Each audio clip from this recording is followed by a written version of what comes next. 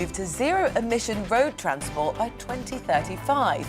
Well, a huge part of that plan is the creation of gigafactories, and our Northeast reporter Rachel Sweeney will be telling us how her region is at the forefront. And a new Christmas advert has sparked an emotional reaction online after it shows Santa Claus having a relationship with a man. We'll be discussing that a little later on.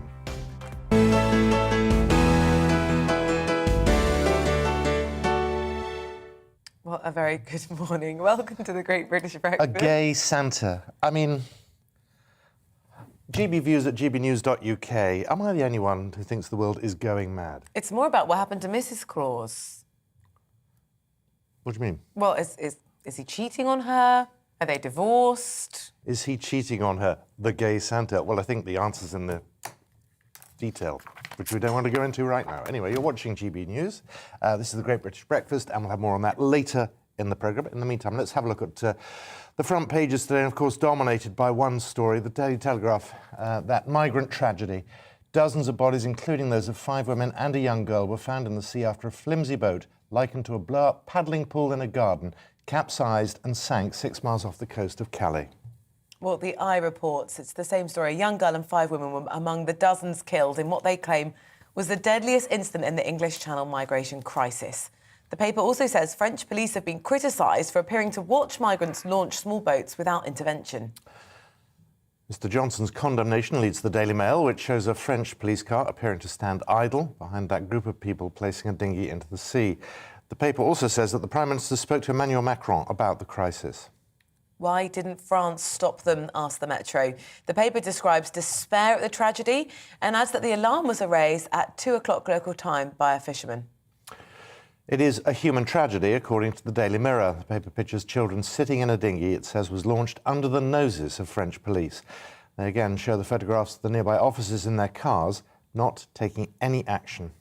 The Independent also leads with this. They're talking, just to tell you what's happened with the numbers, they say there were 31 migrant deaths. That number has now been revised down to 27, according to reports from France.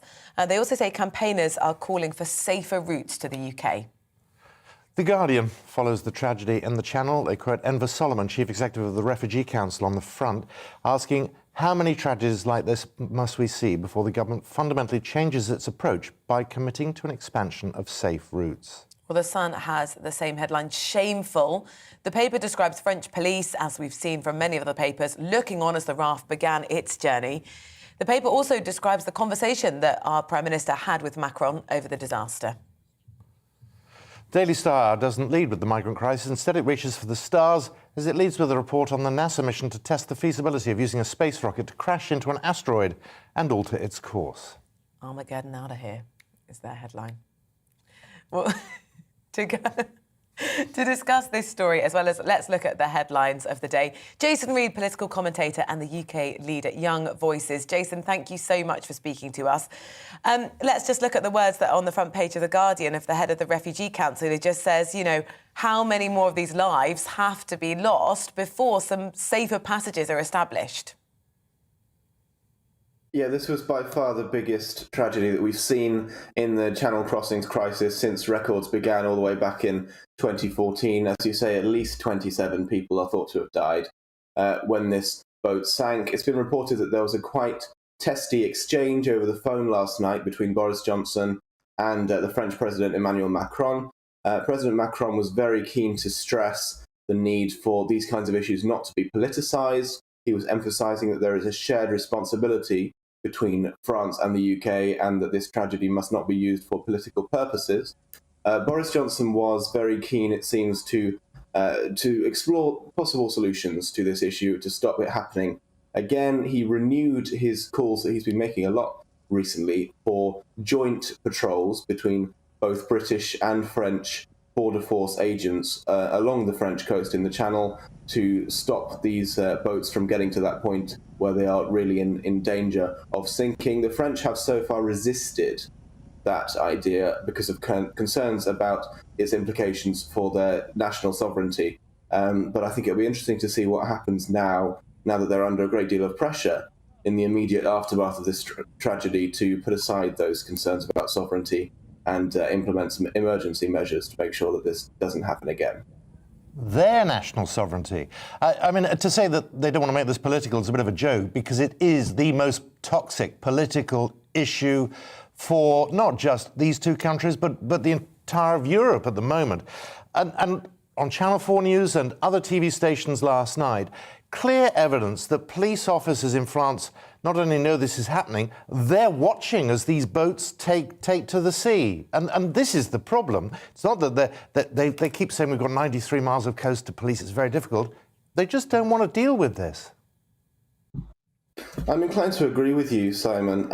Lots of records have been broken recently in terms of the number of boats and the number of migrants that have been able to cross the channel in this way, which, as we've seen in tragic fashion, is incredibly dangerous. When we had the record broken a couple of weeks ago for the most boats that crossed in the most migrants, that crossed in one day, of over 1,000 people, the French had a number of excuses as to why they were so bad that day at stopping the boats. One of them was that it was a bank holiday, so they didn't have as many resources at their disposal. Another one was that Kamala Harris was on a visit in France, and so some resources were off dealing with that, and so they weren't able to stop the boats, and that's why they had a success rate of about 8%, meaning that a huge amount of people were put in grave danger by being on the channel in these incredibly unsafe boats.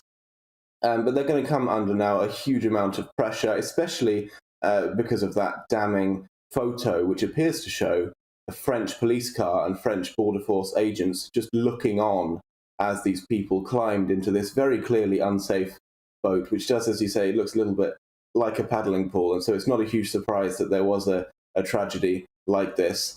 A cynic might say that this has something to do with the fact that there's a French election coming up next year, and President Macron is very keen to secure his re-election bid, and it's the oldest trick in the book for the French to pick a fight with the British when they need to win some domestic favour. This is scandalous. These are people and their lives that have been caught up in this political row. Exactly right. Yeah, there's no place at all for politics in this, and I think it's incredibly rich for President Macron to be lecturing Boris Johnson and Britain about the need not to politicise this, when the only reason it's become such a big issue is because there are so many political factors preventing the French from pulling their finger out and doing their bit to ensure that so many people don't end up in this dangerous situation. Unfortunately, this was not the first time that there's been a tragedy with people drowning in the channel. It was entirely predictable with the sheer numbers of boats that have been crossing in recent days and weeks. And so going forward, something dramatic is going to have to change, or we run a very real risk of this just happening again and more lives being lost. Moving on, Europe once again the epicenter of COVID. The World Health Organization says it hosted more than 60% of the world's cases. Deaths over the past week are on the way up. Where does this go? How does it stop? Well, that's a good question. I'd like to know the answer to that question as well. The World Health Organization said in its statement that we mustn't give in to what it called a false sense of security created by the vaccines. But I'm not sure I agree with that. I think the sense of security created by the vaccines is very real. It's not false at all. That's the reason why we have a vaccine rollout. Of course, we have seen spikes in cases in various countries across Europe, in Belgium, in the Netherlands, in Austria, and many of them have been resorting to implementing COVID restrictions again. We have a 3-week partial lockdown in the Netherlands. We have all kinds of mask restrictions and regulations on gathering and on crowds in various countries. That very controversial lockdown for the unvaccinated in Austria, along with an incoming government mandate to make it law that everyone has to have the vaccine. And in the UK, we've been very lucky so far that we've not had a lot of those issues because we have a very high vaccine uptake and because we have a very good immunity to the Delta variant. But if there's a spike in cases in the UK as well, in the incoming months, I think it's likely we would see some similar restrictions in this country to the ones we've seen across Europe. Jason, it's interesting that you said you think we've been lucky here, or do you think we've actually managed this quite well? That's true, yes. I think we've, some of it has been luck, but some of it maybe has been calculated as well, that we have come out to the other side of this quite well. We've had very, very high vaccine uptake.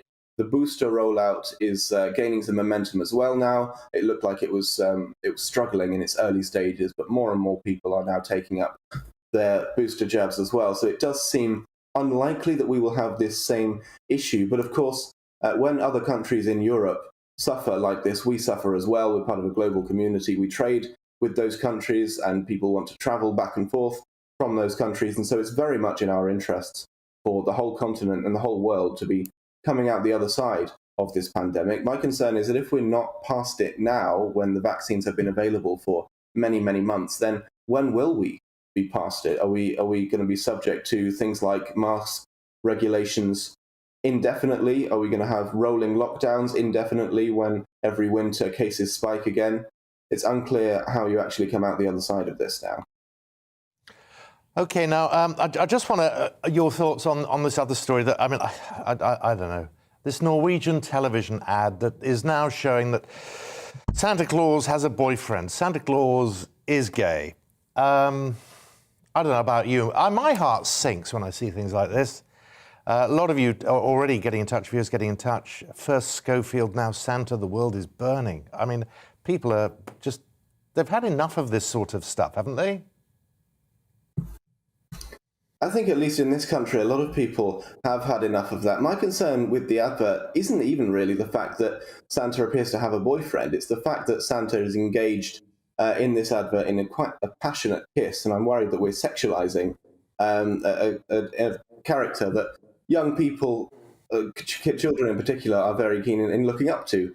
Of course, we're very worried about Mrs. Claus as well and what's happened with that relationship. But I think the idea of Santa being gay isn't in itself a bad thing if it means that one more gay young person feels a little bit more comfortable because they have a role model they can look up to, because we're normalizing being gay that little bit more. I think that's a good thing, but I am concerned about potentially sexualizing Santa and the effect that might have on children. I mean, you're prepared to change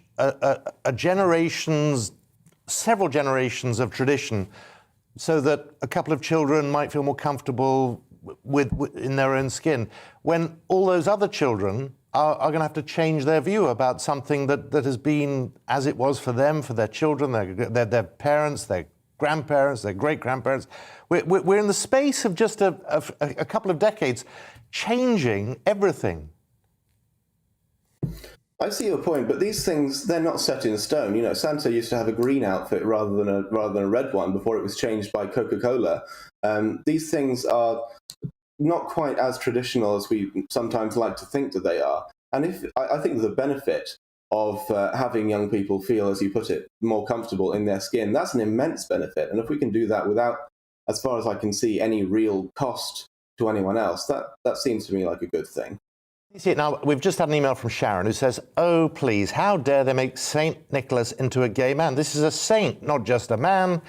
Now the woke are attacking my religion, and I will not stand for it. Why is the gay community antagonizing the wider religious Christian population? Massive mistake," she says.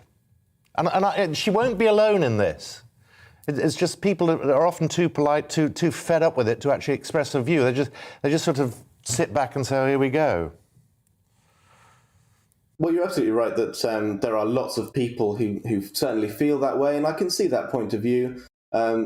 In some senses, the market will correct itself because there has been quite a backlash about this, and so it will take a very brave company to replicate this and do it again, whether it's with Santa or with some other advert or some other advertising campaign. But I think the fact that we're even having this conversation is a good thing. It's a step in the right direction, and I think at the same time that the more discourse around Christmas adverts is perhaps not for the better.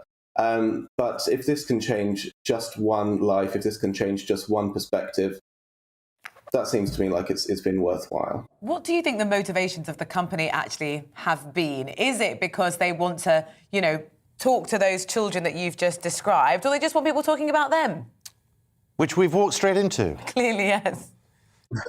We have, yeah, that's a good point. That's a fair point, because I think it's fair to say that the company behind it and companies who do this kind of thing are probably guilty of a little bit of virtue signalling They want everyone to know how virtuous they are and how woke and right on they are. At the same time, that doesn't mean it can't have positive effects. That doesn't undermine if there are positive effects in terms of normalizing being gay. I think that's very much still applicable, even if there are corporate motivations behind it as well, because that's the case with any advert that we might praise for whatever reason, whether it's because it has good social consequences or because it's just a good advert.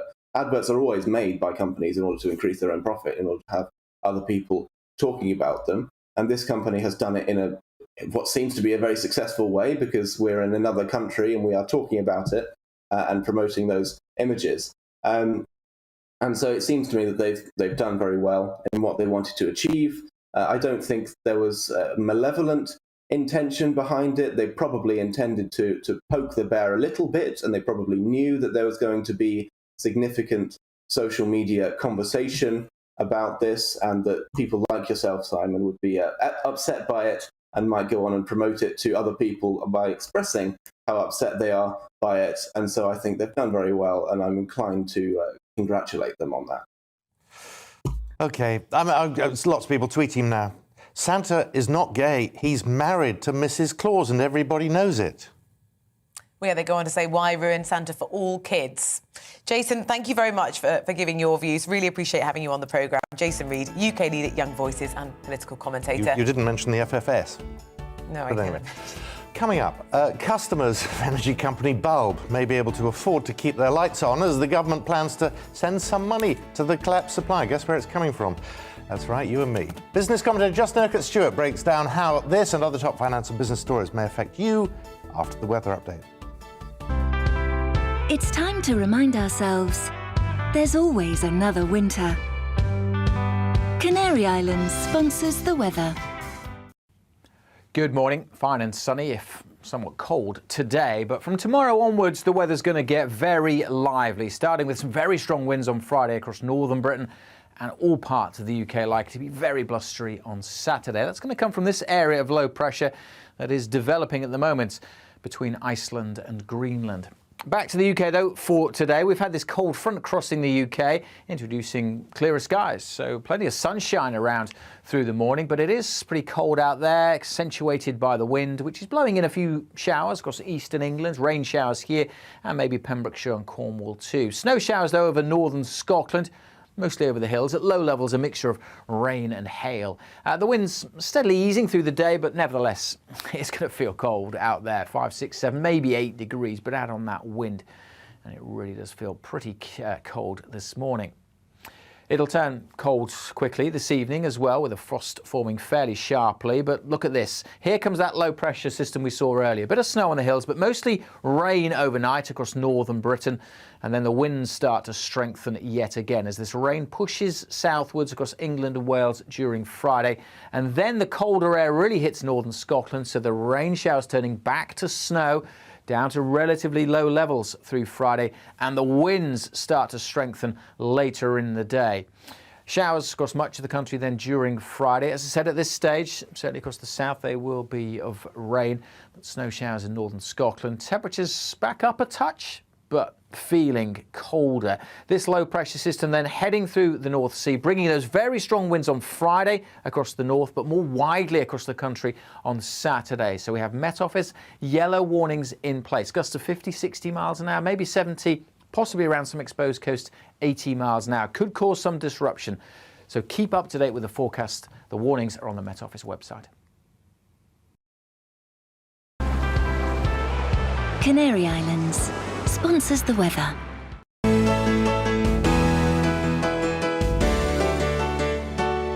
You're watching GB News live across the UK and the world on our digital stream. GB News is Britain's news channel. We are the UK's home of discussion and debate from all perspectives. We are here for you. Don't forget to join our YouTube community by clicking on that subscribe button. And if you want the GB News app, you can click and catch up on programmes anytime. We love to hear from you, so email us. gbviews@gbnews.uk. Thanks for being part of the GB News family.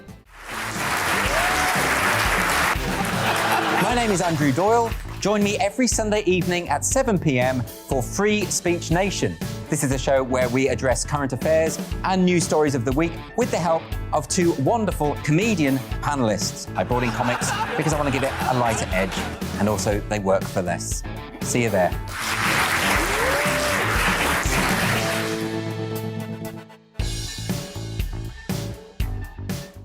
Join my show Farage, 7 p.m. till 8 p.m. Monday through Thursday, and there you will get opinion, analysis, debate, and I'll cover stories that nobody else dares to touch.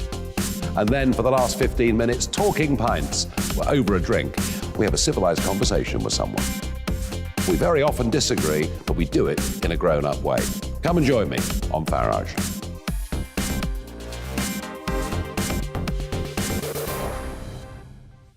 I'm Colin Brazier. I've reported from more than 70 countries around the world, covered wars from Afghanistan to Iraq, from Lebanon to the Balkans. I'm trying to bring that experience, that feel for events, to the studio. And something else. I'm ready to give an opinion. Today's stories with a spark. Brazier from 8 p.m. weekdays on GB News.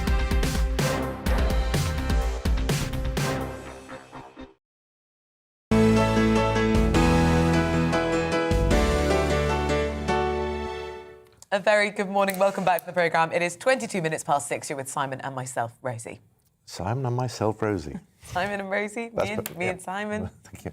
Let's have a look at the business stories that could be affecting your energy and your banks. And there's only one person to do that, and that's Justin Urquhart Stewart, co-founder of Regionally. Is it called just Regionally? Just Regionally, yeah. Oh. It's actually to get more investment out into the provinces, out of London, out to the rest of the country. Oh, good for you. Right, well, let's kick off with Bulb. Yeah. The difference, as we keep hearing these companies going down, this is a big company. This one's too big to fail. You know, the government said we're not going to be supporting it, we're not going to be putting money into this. Everything will get absorbed by the large players until one of the large players goes down. Well, so guess what? Yes, we're going to put our hands in our pocket. How much for? They don't actually know yet. They'll come out with numbers, but frankly, it depends on the price of gas, apart from anything else. If they're going to have to support this for 6 months to a year, this could be very expensive indeed. More than $1 billion? Quite possibly. And of course, remember with this, why these companies have nearly all gone wrong is they're people who have not actually been running power companies before. So they didn't know how to hedge it forward, how to price it properly. And so they're not only that, they were effectively being subsidised because the government wants more people to come into the market to provide more competition. So they didn't have to actually provide any of the green levies and things. So they had effectively a sort of a tax break from the government on this, encouraged to come in, didn't have any qualifications to actually run half these businesses, and we've now got the result of this. But Bulb is a large one, actually includes me too. So.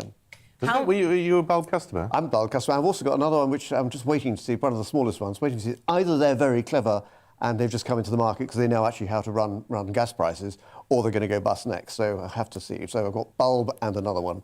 Well, as a taxpayer, I must say it's a great pleasure to help you. I'm extremely grateful. Yeah. But how many more of those bigger companies might fall? Well, I mean, at the moment, this all depends on what happens to the price of gas. The price of gas has just gone out right as high as you can go. But it could go further. What would it take for a cold snap, like the one we're having coming through now, some stroppy behaviour by maybe the Russian bare paw on the tap, and just some concerns over that, and you could actually see this getting even worse. So the government, finds itself in a really very difficult position, because how do you protect the customers? You can't have people just being cut off. The other companies themselves can't absorb anymore. So I'm afraid the government is the lender of last resort, exactly what they didn't want to do. Right, let's talk about another institution, JP Morgan, under pressure. Yes, Jamie Dimon, the boss of JP Morgan, been very successful running this investment bank, however, he wants to try and grow the business in China, as, of course, not really surprising, the largest market for them to try and develop. So therefore, making an off-the-cuff remark about the Communist Party, saying we'll be around longer than the Communist Party, probably not the best thing to try and say if you're trying to get into China, because it's run by the Communist Party. And so therefore, if you upset them, your chances of actually achieving anything in business is going to be quite limited. You only have to look at what's happening in Hong Kong and to various businesses like the property sector, where they seem to be primarily based in Hong Kong. They are taking their effective revenge on it.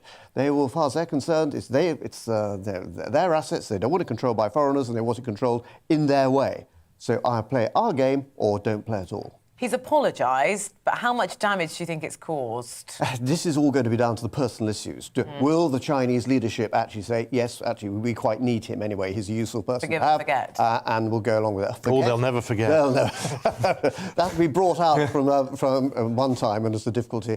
But no, he has to play this very carefully indeed, and politely grovel to try and make sure, because he will damage effectively the potential of the business in China. Is that really important to them?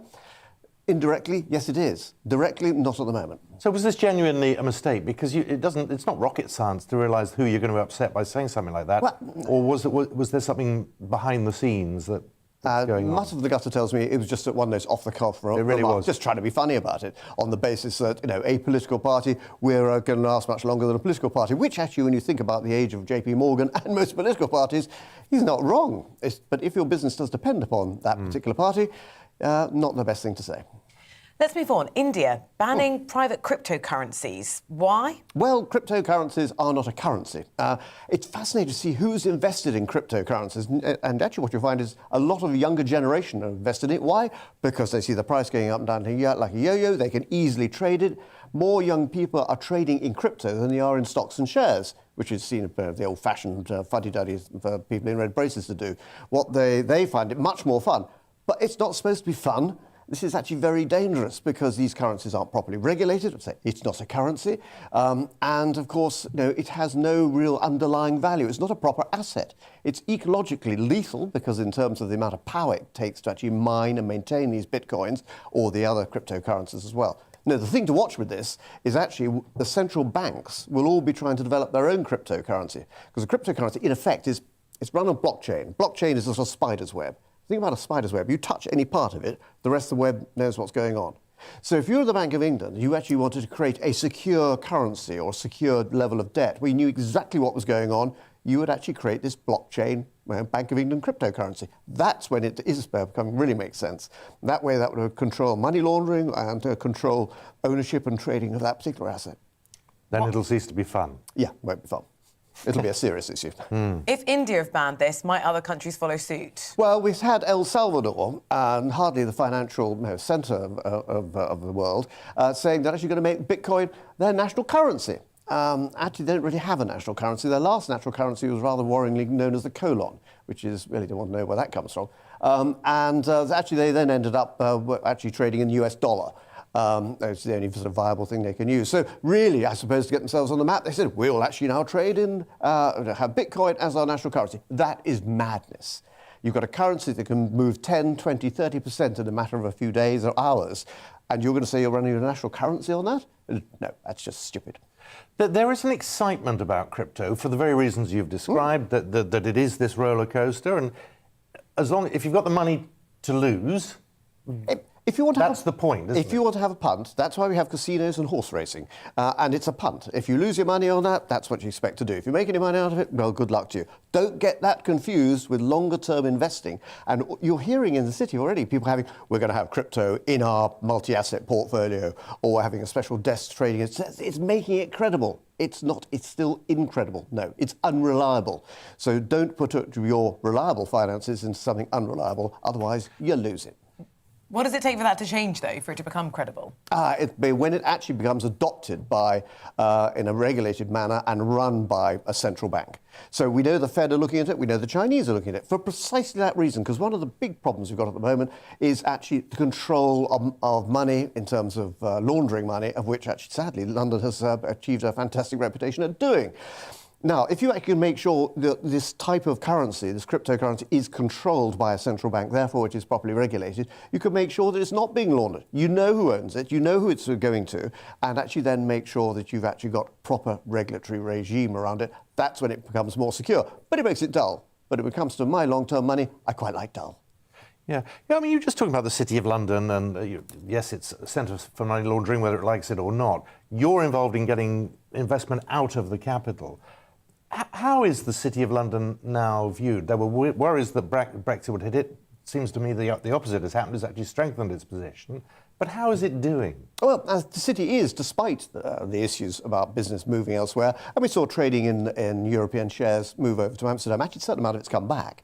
No, the issue about Brexit and the City of London won't be affected immediately. The banks aren't going to lift up their skirts and rush off in a huff off to Berlin. No, it's the slow development, and you'll find the next department in a bank. Where's that going to be? Near the head office. Where's the head office? No longer in London. It's going to be in Europe. So it'll be a slow erosion. So you look back in 5 or 10 years' time and say, how come we're not as important as we used to be in that area? So what the city needs to do now is find a further role for itself, and that is making sure it's actually leading international finance by further innovation internationally in terms of making better, more effective trading. And in my world, domestically, to try and get more money actually into the provinces, not in a patronising way. There are really good businesses in this country. We're very good at tech in this country. We're very good at doing startup finance. We're absolutely rubbish at doing second level, the growing finance. Where does that come from? And so we can do that by actually having people encouraging people in the regions have their own investment hub to invest in. When you say regions, which are the cities that are looking most marketable outside London? Well, you look at take the northwest, so a combination of Manchester and Liverpool. Look at Newcastle. Newcastle is seen as almost slightly forgotten because it's sort of beyond. People from London would say, well, that's the north. No, it's really quite almost on its own. But also Birmingham, quite a lot of interest in the southwest as well. So people have got the money. There is no shortage of money.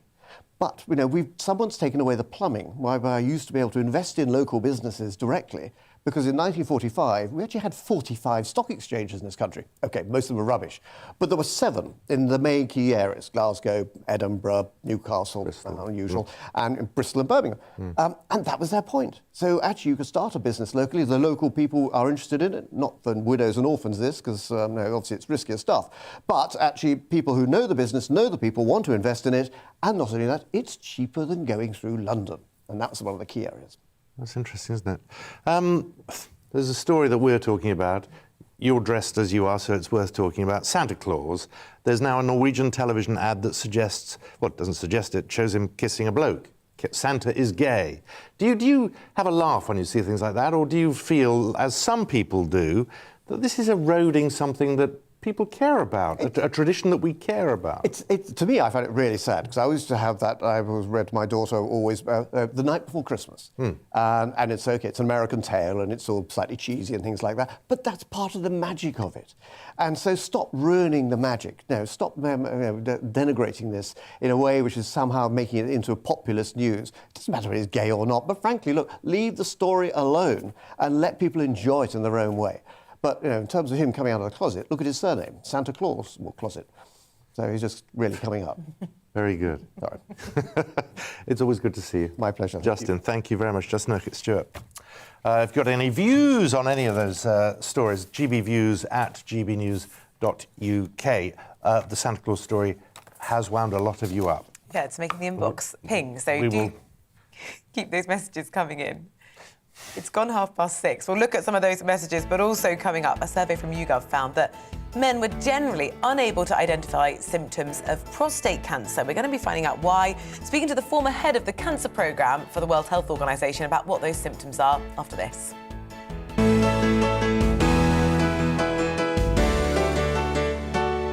You're watching GB News live across the UK and the world on our digital stream. GB News is Britain's news channel. We are the UK's home of discussion and debate from all perspectives. We are here for you. Don't forget to join our YouTube community by clicking on that subscribe button. And if you want the GB News app, you can click and catch up on programmes anytime. We love to hear from you, so email us. gbviews@gbnews.uk. Thanks for being part of the GB News family. My name is Andrew Doyle. Join me every Sunday evening at 7 p.m. for Free Speech Nation. This is a show where we address current affairs and news stories of the week with the help of 2 wonderful comedian panellists. I brought in comics because I want to give it a lighter edge, and also they work for less. See you there.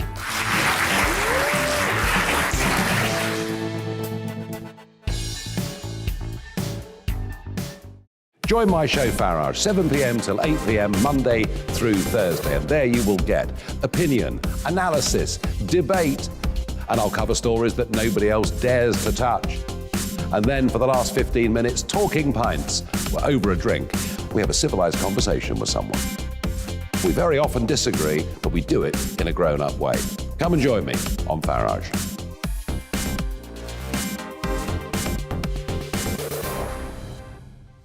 I'm Colin Brazier. I've reported from more than 70 countries around the world, covered wars from Afghanistan to Iraq, from Lebanon to the Balkans. I'm trying to bring that experience, that feel for events, to the studio. And something else. I'm ready to give an opinion. Today's stories with a spark. Brazier from 8 p.m. weekdays on GB News.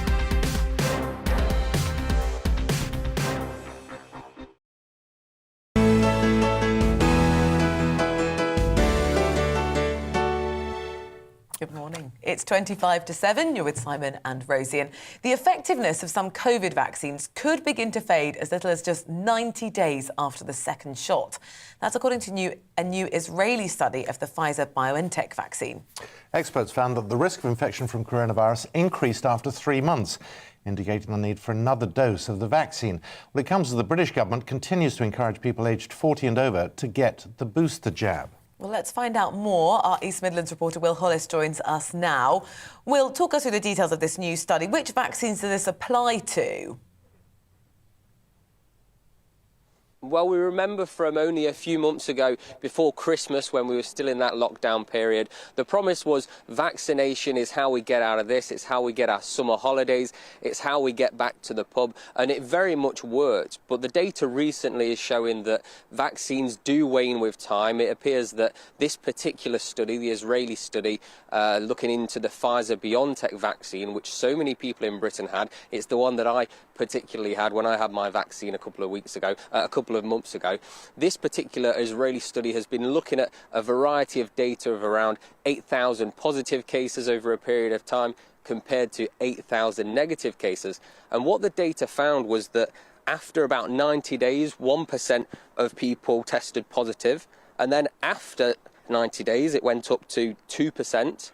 And then 180 days, 15% of people tested positive for coronavirus. So the key data here is showing that the risk of infection does increase over time. And this isn't the only study that we've seen recently that looks at this kind of data and really backs the government and the World Health Organization's message that a booster jab is what's needed. And what about the vulnerable, the immunocompromised? They're obviously being encouraged to get a booster jab, but the government's basically saying everybody needs to get one. Yes, we know that statistically younger people aren't as affected by coronavirus as maybe their older relatives, people in that vulnerable bracket, kind of the 70 plus that we see for most of the hospitalisations cases. But that's the key word there, the hospitals, the NHS, the health department. It's about those numbers that rack up over time of people that maybe thought that they weren't going to be that badly infected, that the vaccine wasn't needed for them because they were in a safe age category. But it's important to remember that COVID affects people in very different ways. You might be a very healthy young adult, but you could still get quite badly affected. And then you could take up one of those hospital places, you could take up one of those ventilators that somebody else might need. So it's really about getting as many people vaccinated. The government message here is get down to your local vaccination station. Where I am in Nottingham, there's vaccination walk-ins where you can come in at pretty much any time of the day. Sometimes the queues have been complained about because they are a little bit longer. But the real message here is if we keep the hospitalisation levels down, then we can all start to enjoy Christmas. We remember what happened last time. It was about a month before Christmas last year when the government decided that cases were too high and there was no way that people could get that Christmas together. We saw that London and parts of the south locked down completely when we had that tier 3 and tier 4. I can't remember which one was the highest level. It changed that often that period of time. Some people did get to celebrate Christmas with their family, but not everybody. It was only their household. So if you do want to see that wider family, your cousins, your friends, your aunties, your uncle, the government message here really is get that COVID booster shot. Now I've got a health secretary statement here from Sajid Javid. It says getting your COVID-19 booster vaccine is the best way to keep yourself and your loved ones safe this winter.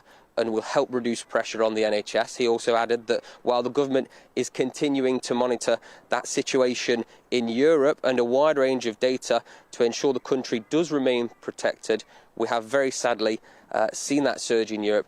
Getting the booster is the right thing to do. And that's the concern, Will. Everybody looking across the channel, seeing what's happening in Europe. But there is a sense, isn't there, that actually we're ahead of Europe. We've already well into that fourth wave, which is what they're suffering from at the moment.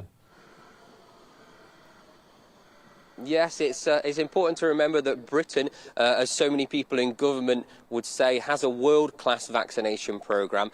It was one of the quickest to get large portions of the country vaccinated. It's only really Israel that was way ahead of us. I think it was December 2020 that the majority of people were vaccinated or on their way to getting vaccinated in Israel. It's important to remember that while the vaccine is something that does wane over time, getting it isn't that hard to do. There's about 2,200 places in the country where you can go and get your vaccine, like I said earlier, from walk-in centres around here. But I think the government is certainly a little bit worried about what it's seeing across the channel.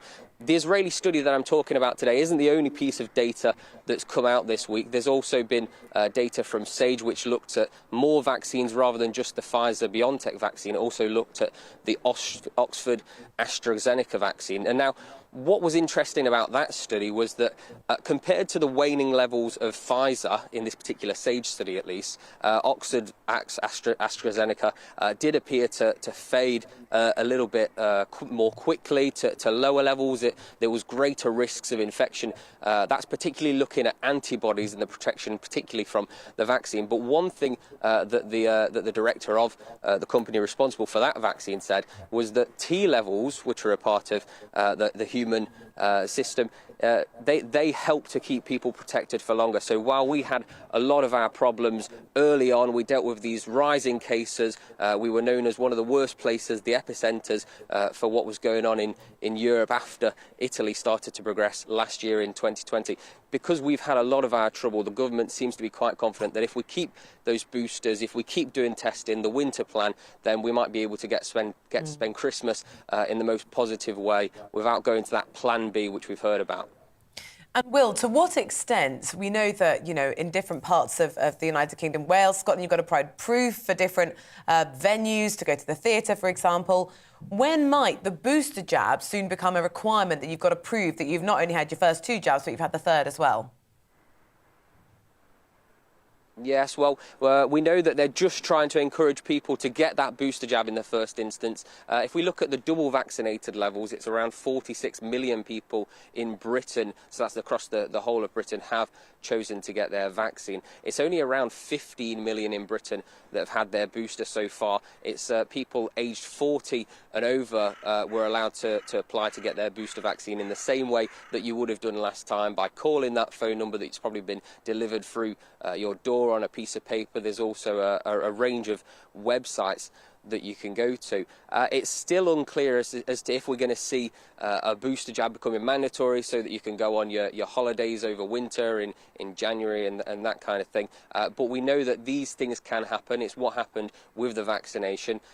There's no talk of it, at least that I've heard at the moment. I think that they're just really keen to get people to get that vaccine, particularly ahead of winter. But we know that these things have become a key part of the government strategy and the global strategy for keeping people, for returning to that sense of normality that we love so much from before 2020. It is important to reference here finally that the World Health Organization's director said recently that he does want to see mandatory vaccines. It's time for governments across the globe to make them mandatory.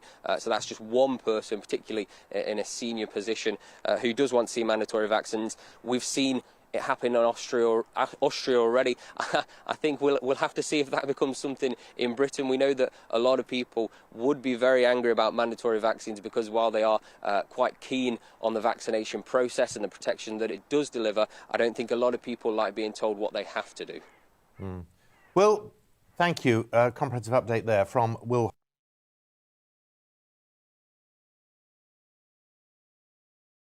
That men were generally unable to identify signs of prostate cancer, with 68% of those surveyed reporting no knowledge of the symptoms associated with the disease. It's the most common cause of cancer, the most common cancer among men in the UK, with more than 47,500 cases a year. Around 11,500 men die from the disease every year. Well, Professor Carol Secora is the former head of the cancer programme for the World Health Organization and joins us now. Carol, a very good morning to you.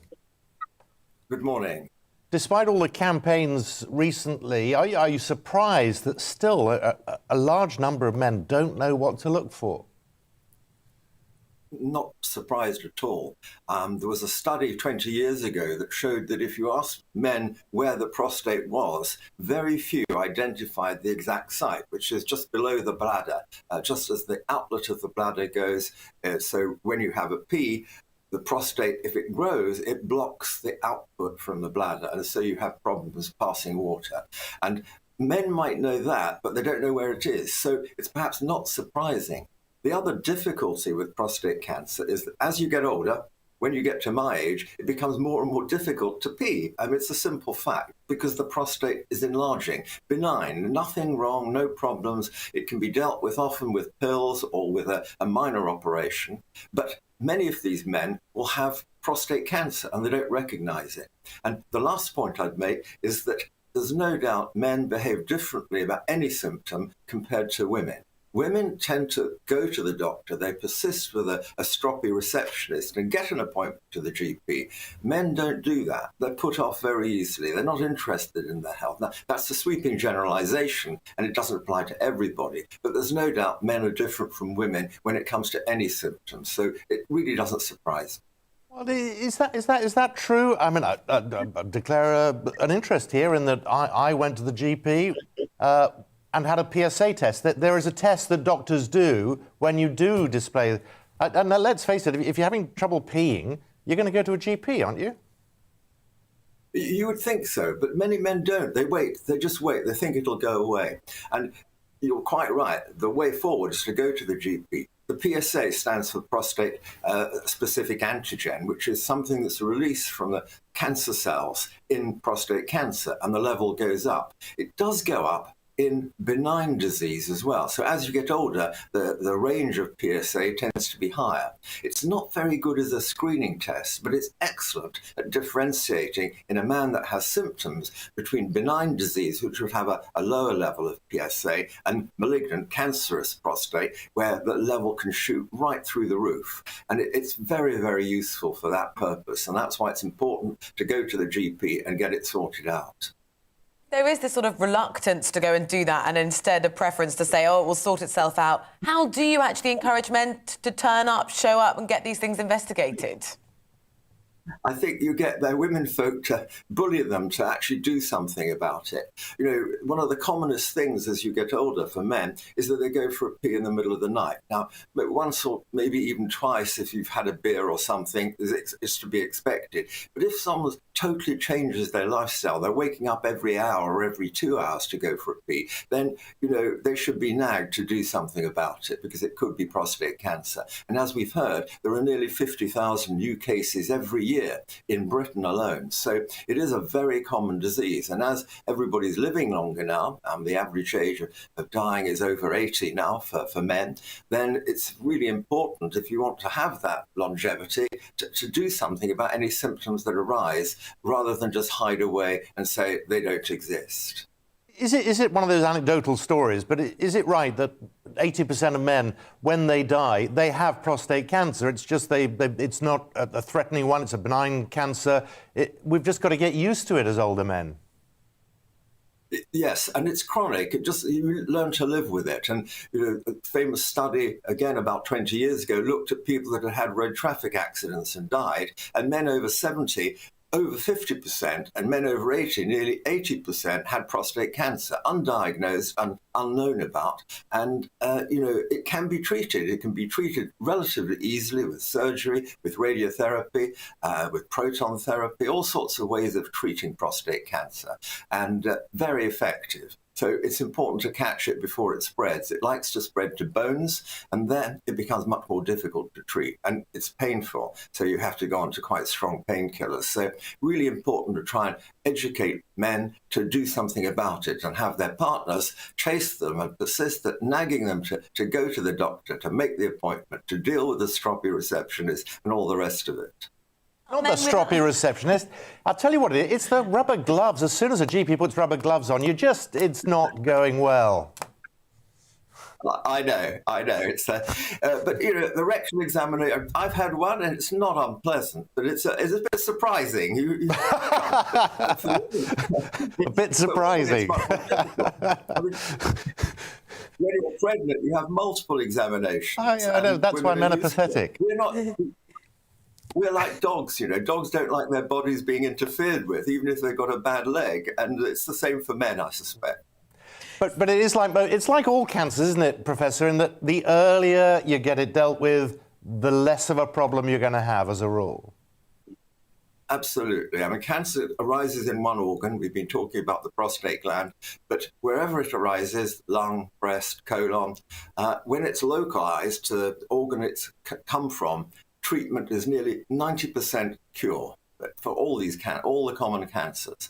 Once it comes out of the organ and starts spreading to lymph nodes and the bloodstream, to the lungs, to the liver, it becomes much more difficult to treat, and the treatment is much less effective. So trying to get early stage cancer is just so important, whether it's prostate or any of the other common cancers. And, GP, we have a rule that if you're suspected of having cancer and go to the GP, you have to be seen in the hospital within 2 weeks. It's called the 2-week wait. And it's an effective strategy. In Europe, healthcare systems have bigger capacity, and you tend to get investigated much more quickly within a couple of days. And we're trying to speed it up here by creating diagnostic centres to allow not just men, but everybody that has cancer to get a sort of one-stop diagnosis and then onto treatment within 5 working days, which really have a big impact on overall survival. Right, Carol, this is your chance for a message to a man who doesn't have a partner to nag them. Go now, presumably?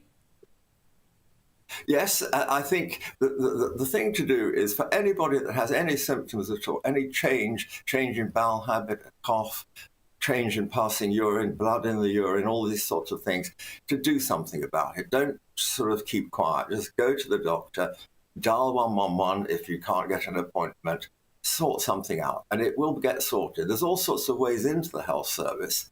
The difficulty is it's not a welcoming system for people with new symptoms, so you have to persist a bit, but you can get in there and get things done. And some people have excellent general practices, and they're seen very quickly and without any hassle. Others struggle a bit more. But there are multiple routes into the NHS, so use one of them, whatever way you can do it. Don't pitch up in an emergency room. That's not good, because you'll have to wait a long time, and they'll probably send you to tell you to go to the GP. Yep. Well, men need to know where our prostate is. That's the start, isn't it? Professor Carol Secora, it's always good to see you. Thank you very much. An important subject.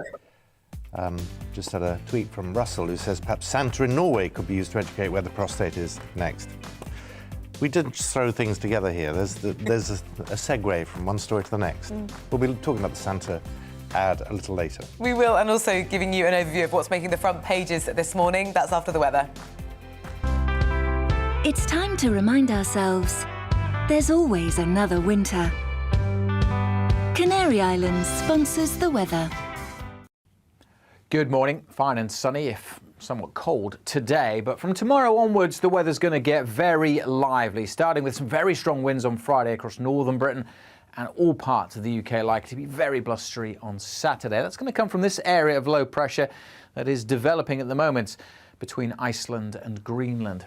Back to the UK, though, for today. We've had this cold front crossing the UK, introducing clearer skies. So plenty of sunshine around through the morning, but it is pretty cold out there, accentuated by the wind, which is blowing in a few showers across eastern England, rain showers here, and maybe Pembrokeshire and Cornwall too. Snow showers, though, over northern Scotland, mostly over the hills. At low levels, a mixture of rain and hail. The wind's steadily easing through the day, but nevertheless, it's going to feel cold out there. 5, 6, 7, maybe 8 degrees, but out on that wind. And it really does feel pretty cold this morning. It'll turn cold quickly this evening as well, with the frost forming fairly sharply. But look at this. Here comes that low pressure system we saw earlier. A bit of snow on the hills, but mostly rain overnight across northern Britain. And then the winds start to strengthen yet again as this rain pushes southwards across England and Wales during Friday.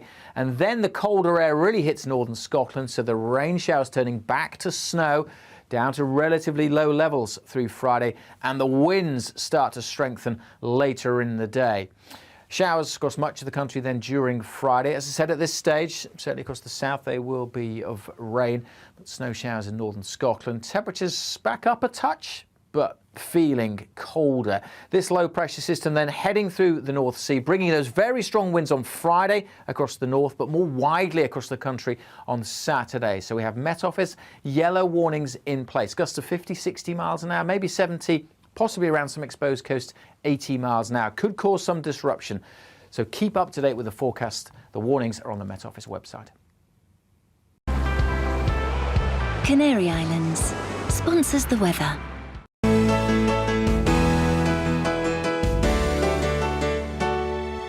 You're watching GB News live across the UK and the world on our digital stream. GB News is Britain's news channel. We are the UK's home of discussion and debate from all perspectives. We are here for you. Don't forget to join our YouTube community by clicking on that subscribe button.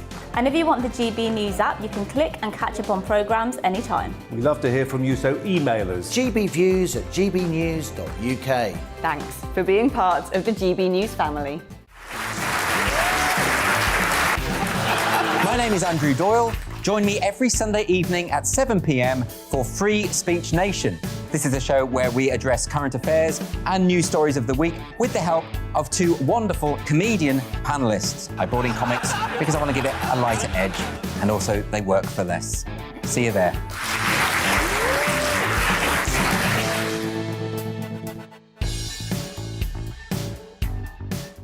Join my show Farage, 7 p.m. till 8 p.m. Monday through Thursday. And there you will get opinion, analysis, debate, and I'll cover stories that nobody else dares to touch.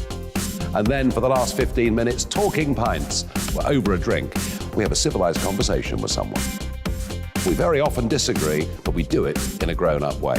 Come and join me on Farage.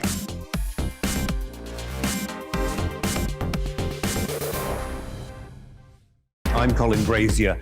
I've reported from more than 70 countries around the world, covered wars from Afghanistan to Iraq, from Lebanon to the Balkans. I'm trying to bring that experience, that feel for events, to the studio. And something else. I'm ready to give an opinion. Today's stories with a spark. Brazier from 8 p.m. weekdays on GB News.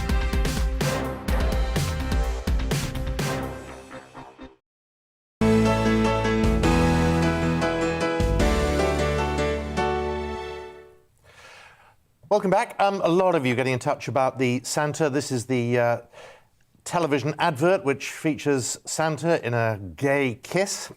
This from Robert. Children who believe in Santa, I would think, are not old enough to understand the gay implications, do you think? Lots of you saying this is ridiculous. Someone pointing out this is a dangerous road. Sexualizing a man who likes to have children sitting on his lap is not good. Fair point. It's a difficult one. So the adverts really come out. Isn't. It's kind of a very emotional moment to build up to then this. We have to say quite tender embrace. The problem is it spoils the story. That's what people have got multiple issues. One is that it spoils the story. The second of all is that you just need to stay away. We don't need to change it. Is it just this commercial trick that we've all sort of fallen for? Well, lots of you are very angry about it. Yeah. Many of you saying that you're gay and you find that this is too much. Some people have said, look, Father Christmas is St. Nicholas. Yep. I know there are some religious connotations there with the faith, maybe. That's another element to this story. Father Christmas. This one, what would happen if the woke media made a Muslim religious counterpart to St. Nicholas into a gay man? Again, a lot of you making similar points. Christianity seems fair game. on the changing of tradition. But Ronnie says, Oh. has anyone asked Santa what he thinks of all of this? Great. We'll be back in just a moment.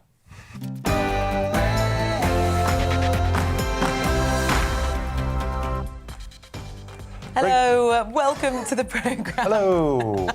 It is 7 o'clock, Wednesday the 25th of November. Thursday. It's Thursday. These are the stories that matter to you today on The Great British Breakfast with Simon McCoy and Rosie Wright. Very good morning to you. Boris Johnson has called on France to agree for joint police patrols across the French Channel coast after at least 27 people, including 5 women and a child, died when a dinghy capsized.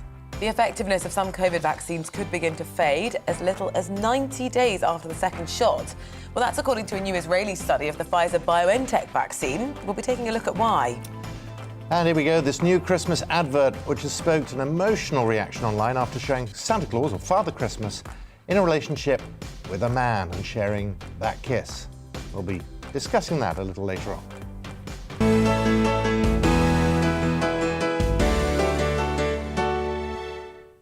Well, a very good morning and welcome back to the programme. Now, our top story today, dozens have drowned after a migrant boat sunk whilst attempting a channel crossing yesterday. France's Interior Minister says 5 women and 1 child are among the 27 known to have drowned, while 2 people have been rescued. The International Organisation for Migration say it's the biggest single loss of life in the Channel since it began collecting data in 2014. Well, it comes as 47,000 migrants have attempted the crossing since January the 1st. Prime Minister Boris Johnson and the French President Emmanuel Macron have agreed to do everything possible to stop the gangs responsible for putting people's lives at risk. Well, we couldn't find out We haven't more. heard before.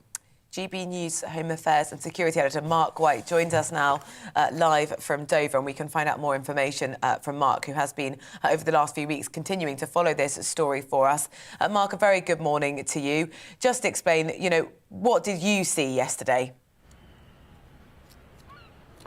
Morning, Rosie. Morning, Simon. Well, yesterday, actually, we were predicting it was going to be another day of very significant migrant activity out in the Channel. And the reason why is fairly simple, because we'd had quite a few days of very poor conditions with high winds and rain in the Channel, which was whipping up the waves and making it pretty difficult, if not impossible, for any small boats to get across. So they're piling up on the other side of the Channel, waiting to get across. So the second they have a break in the weather, they come en masse, and that is indeed exactly what happened. I was on a boat out into the middle of the English Channel yesterday with GB News presenter Nigel Farage, who of course has been front and centre of efforts to get the migrant crisis on the news agenda and top of the political agenda for many months now. It is there now. We saw mid-channel one boat that we came across with some 22 people on it. They told us they were from Iraq and Iran, very likely Kurdish Iraqis and Iranians. It was mainly men. There were 2 women on board and 1 child. They switched their engine off, as they often do, because once they get over into British waters, they're told by the people smugglers to switch your engines off. If you've got a phone signal, dial 999 or speak to any shipping that passes, and you're guaranteed then that the rescue services will come out and pick you up in the form of either the lifeboat, Border Force, Coast Guard helicopter, any of the above. And that is indeed what happened, because we came across this boat with engine cut off. We were duty bound, and the skipper was to contact the Coast Guard. But at that time, they were dealing with multiple back-to-back calls, and they didn't have a lifeboat or a Border Force vessel anywhere near us. So for more than an hour and a half, this boat was adrift in the Channel, these people clearly being exposed to fairly cold temperatures out there, wet, sodden from the waves that were lapping over their small inflatable boat as well. Eventually, the Coast Guard helicopter was overhead, and then the Dover lifeboat came and picked them up. Now, when I spoke to Nigel, we were live on air, actually just talking about the likelihood that really at some point, given that these boats are coming off now heading into the winter months, still coming off the beaches of France. It was only a matter of time before, as the Home Secretary has warned. Apologies for that. So as the Home Secretary has warned, it was only a matter of time before there was a significant tragedy in the Channel, and literally just an hour or two after we uttered those words, this rescue is unfolding just halfway across the Channel, just in French waters, and the boat that capsized was a boat that had come off the same stretch of beach as the boats that we had come across in the Channel as well. We understand, were also Kurds. They may well have been known to the people on the boat that we saw. I mean, utterly tragic. It is now at the top of the political agenda, but I'm not predicting really anything constructive coming from this at all. Listening to the rhetoric, the words from the Prime Minister yesterday, it's clear he wants to point the finger back at the French for not doing enough. The French have already said to the British that they are rejecting an offer, a British offer, to put more border force and other specialist officers on the beaches of northern France to bolster the French numbers, to try to stop these boats leaving the shores of France in the first place. That was rejected. It's up, I guess, to President Macron now as to whether he changes his mind on that. There's no suggestion that he will. Yes, Simon. The frustration, one of the real frustrating aspects of this, watching it yesterday on lots of channels, lots of TV channels, various beaches, the presence of the French police, watching this as it happened. What is to stop a French police officer with a knife going along and just carving a line down the side of a rubber dinghy so that it just can't take to the sea? Don't you solve the problem straight away? And you also send a message to the people smugglers that you can't do it because those boats will never get into the water. Yeah, I mean, it's funny, isn't it? There are common sense ideas that spring to mind that you wonder why they don't do that. You wonder why as well they don't find out, well, they know exactly because they're towing them, most of them, into Dover Harbour, the make of these small boats. Now, the manufacturer of these small boats must be aware that suddenly they're getting an order for 50 of these inflatable boats that they didn't have 6 months or a year ago. It cannot be beyond the wit and the intelligence of the National Crime Agency and their counterparts in France to go to these companies to find out who's putting the orders in, even if they're being done through third parties, following that chain back to the people smugglers themselves. It beggars belief that they are not making more inroads into that. I will say the National Crime Agency yesterday, Simon, said that they had arrested, along with their French colleagues, some 18 people involved in people smuggling operations who will go before the French courts. But the fact of the matter is they take 18 people out of the loop. Another 18 or more are right in there. It is the most lucrative business for the people smugglers that you can imagine. They are making millions of euros each week, if you can imagine just 5,000 euros at least for one person on board these vessels. Now these 11-metre long boats can hold up to, I think, 69 people were on one of these boats just the other day. You can see how that money mounts up. It is very lucrative. People are willing to take the risk that they'll be caught and go to jail in order to make millions of euros. And as I say, they don't care now. They're pushing these people out into the Channel in less than ideal conditions. And I should say to you as well, Simon and Rosie, we're getting reports already this morning of more incidents unfolding out in the Channel. The Dover lifeboat has already been out and has brought back some 40 to 50 people off one boat that was intercepted in the middle of the Channel. The Border Force cutter Vigilant is back in as well. It unloaded 10 people.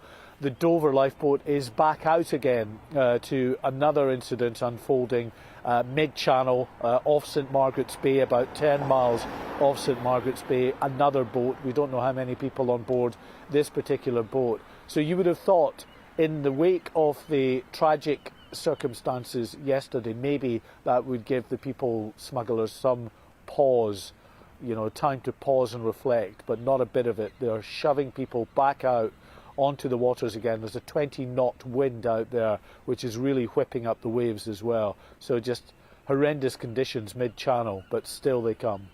Well, the people smugglers don't care, do they? They just want the money. Mark, we'll be back to you later on this morning. Thank you very much for that. That's Mark White. Here's some of the words from the French President Emmanuel Macron yesterday, saying France will not let the Channel become a cemetery. But what's become really clear is no actual ideas on how to stop that happening.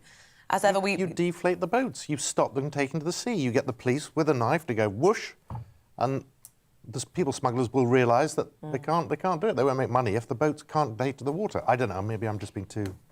And why aren't they doing that? Well, why aren't they doing that? Please do get in touch with us this morning. You can email us, gbviews@gbnews.uk, or you can drop us a tweet as well, @gbnews. Right, let's have a look at some of the front pages this morning. That tragedy dominating, of course, most of them. The Daily Telegraph, front page focusing on that. Dozens of bodies, including those of 5 women and a young girl, found in the sea after what's described as a flimsy boat likened to a paddling pool in a garden, capsized and sank 6 miles off the coast of Calais. Well, the Eye reports, of course, the same story, saying a young girl and 5 women were among the dozens killed in what they're saying was the deadliest incident in the English Channel migration crisis.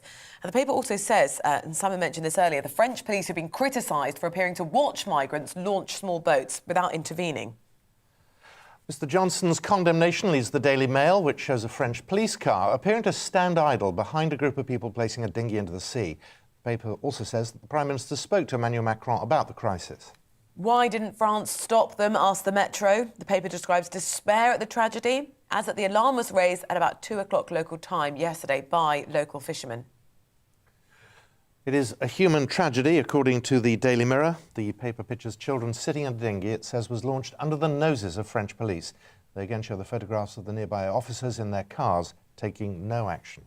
The Independent leads as well with the deaths. Now, the query over the numbers, they said there would have been 31 migrant deaths, but that number has, by French authorities, been lowered to 27 individuals. It also reports that campaigners are reportedly calling for safer routes to the UK. The Guardian also follows the tragedy in the Channel. They quote Enver Solomon, Chief Executive of the Refugee Council, on the front, asking, how many tragedies like this must we see before the government fundamentally changes its approach by committing to an expansion of safe routes? The Sun leads with the headline, shameful. The paper describes French police as idly looking on as the raft began its fateful journey. The paper also describes the conversation that Boris Johnson had with Emmanuel Macron over the disaster. The Daily Star doesn't lead with the migrant crisis. Instead, it reaches for the stars as it leads with a report on the NASA mission to test the feasibility of using a space rocket to crash into an asteroid and alter its course. Armageddon out of here is the headline. Now, 2 Metropolitan Police officers who shared photos of 2 murdered sisters, they've been found guilty of gross misconduct. Its PC Jamie Lewis will be instantly dismissed from the force, while former PC Dennis Jaffa had already resigned. Well, the 2 were found guilty after a hearing demonstrated that they shared photos of the bodies of Bieber Henry and Nicole Smallman in June of 2020. They'll now await their sentencing, which is going to take place next month. Peter Blexley is a former Scotland Yard detective and joins us now. Peter, very good morning to you. Good morning. Yeah, my guess is that the vast majority of Metropolitan Police officers are going to be appalled by this. Officers the length and breadth of the country who are both serving and retired like myself are utterly outraged and simply appalled by this unforgivable behaviour by PCs Lewis and formerly PC Jaffa. But of course, this story should always be about Bieber and Nicole, the tragic victims of this awful crime. But there's a lot more questions that need to be asked about the Metropolitan Police that stem from this story. I particularly want to know, what did the 40 or so officers who shared these WhatsApp messages, what did each and every one of them do? How many came forward and reported this unacceptable behaviour, and how many perhaps remained silent? I know there's investigations ongoing into this, but for public confidence, we really need to know what every recipient of those messages did. That's the challenge, isn't it? Because there's got to be confidence for members of the police force to be able to report on their colleagues. Do you think that system is in place successfully? I think you've absolutely nailed it, Rosie, because to be completely honest with you, some whistleblowing amongst some police forces has been absolutely substandard in recent years. Those who have come forward to report wrongdoing have found themselves ostracised, cast aside, and sometimes have had their careers ruined. There must be systems in each and every police service which allows officers to report wrongdoing by their fellow colleagues. And that system needs to show compassion, needs to be firm, of course, when utterly appropriate, and needs to encourage people doing the right thing and not merely keeping their mouths shut. Peter, we're getting a lot of emails about this, particularly focusing on the recruitment of police officers, the perceived obsession with bringing graduates into a police service and not concentrating on those who regard it perhaps more as a vocation, who would want to start as a police officer at a much younger age. Is there a problem with the quality of officer being recruited these days? On a daily basis, I hear concerns from serving police officers about the standard of recruits that are now in service. Some of these recruits find it difficult to accept the discipline with regards to timekeeping, working shifts, night duty, weekends, and all the other antisocial kind of byproducts of what being a police officer are. This clearly needs to be addressed. In my opinion, there is absolutely no requirement for a police officer to be educated to degree level. Sadly, it would appear the College of Policing and many senior police officers fundamentally disagree with me on that. How do you feel for the people in the force who do have that sense of duty, are working extremely hard, see it as their vocation and their calling, and then some individuals or a group of individuals can have the potential to tarnish the whole force? Yes, and thank you for asking me that question, because I think it's right to point out that the vast majority of police officers are dedicated public servants. They are there for us all in our moments of crisis.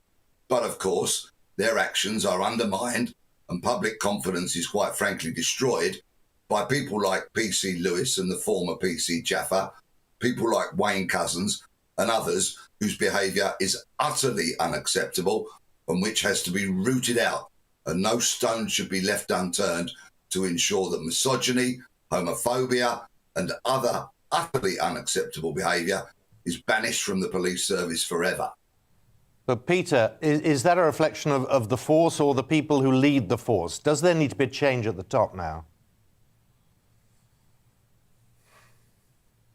I do beg your pardon. Senior police officers for many years have been obsessed about climbing that greasy pole of promotion.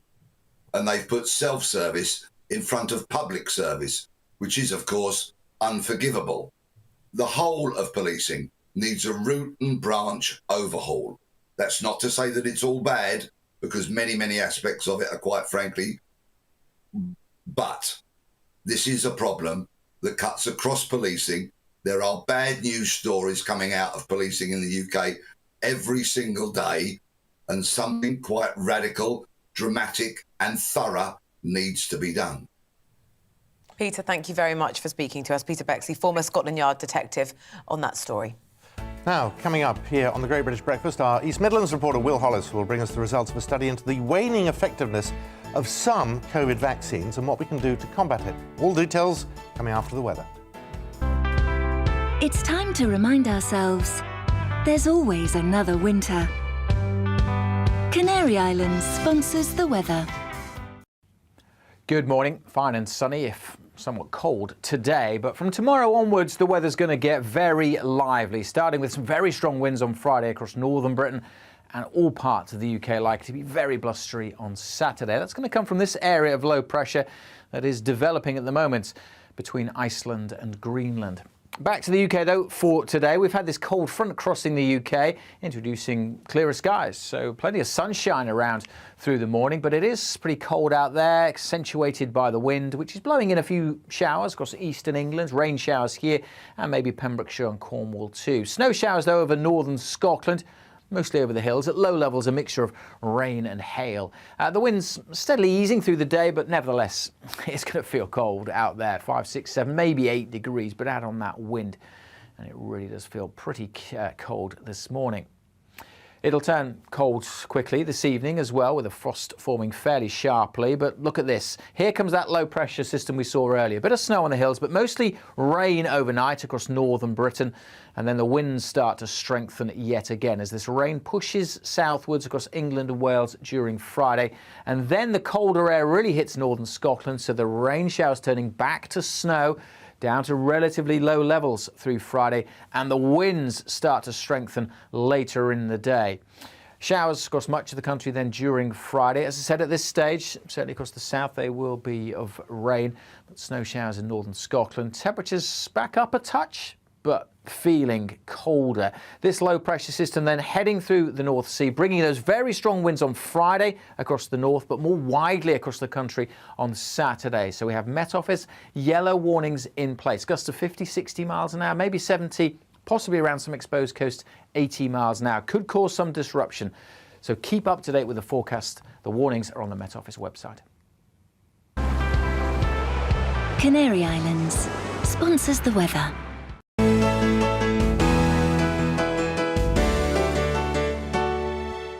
You're watching GB News live across the UK and the world on our digital stream. GB News is Britain's news channel. We are the UK's home of discussion and debate from all perspectives. We are here for you. Don't forget to join our YouTube community by clicking on that subscribe button. And if you want the GB News app, you can click and catch up on programmes anytime. We love to hear from you, so email us. gbviews@gbnews.uk. Thanks for being part of the GB News family. My name is Andrew Doyle. Join me every Sunday evening at 7 p.m. for Free Speech Nation. This is a show where we address current affairs and news stories of the week with the help of two wonderful comedian panellists. I brought in comics because I want to give it a lighter edge, and also they work for less. See you there.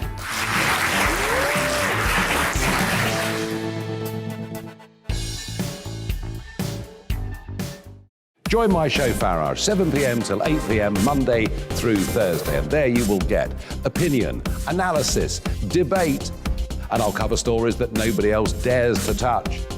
And then for the last 15 minutes, talking pints. We're over a drink. We have a civilised conversation with someone. We very often disagree, but we do it in a grown-up way. Come and join me on Farage.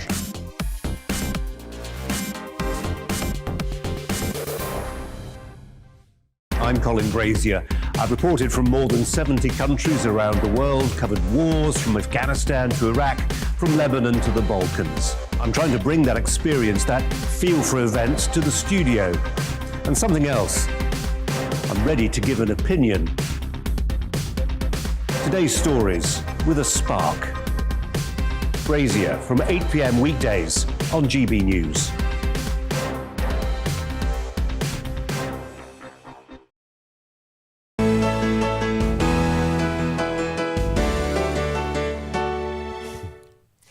Welcome back. It's 23 minutes past 7. I hope you're having a good morning, certainly better than ours. The effectiveness of some COVID vaccines could begin to fade just as little as 90 days after you have your second shot. Well, this is according to a new Israeli study of the Pfizer-BioNTech vaccine. Experts found that the risk of infection from coronavirus increased after 3 months. That clearly indicates the need for another dose of the vaccine. Well, it comes as the British government continues to encourage people aged 40 and over to get the booster jab. Let's get more on this story. Our East Midlands reporter Will Hollis joins us now. Just talk us through the results of this study, Will.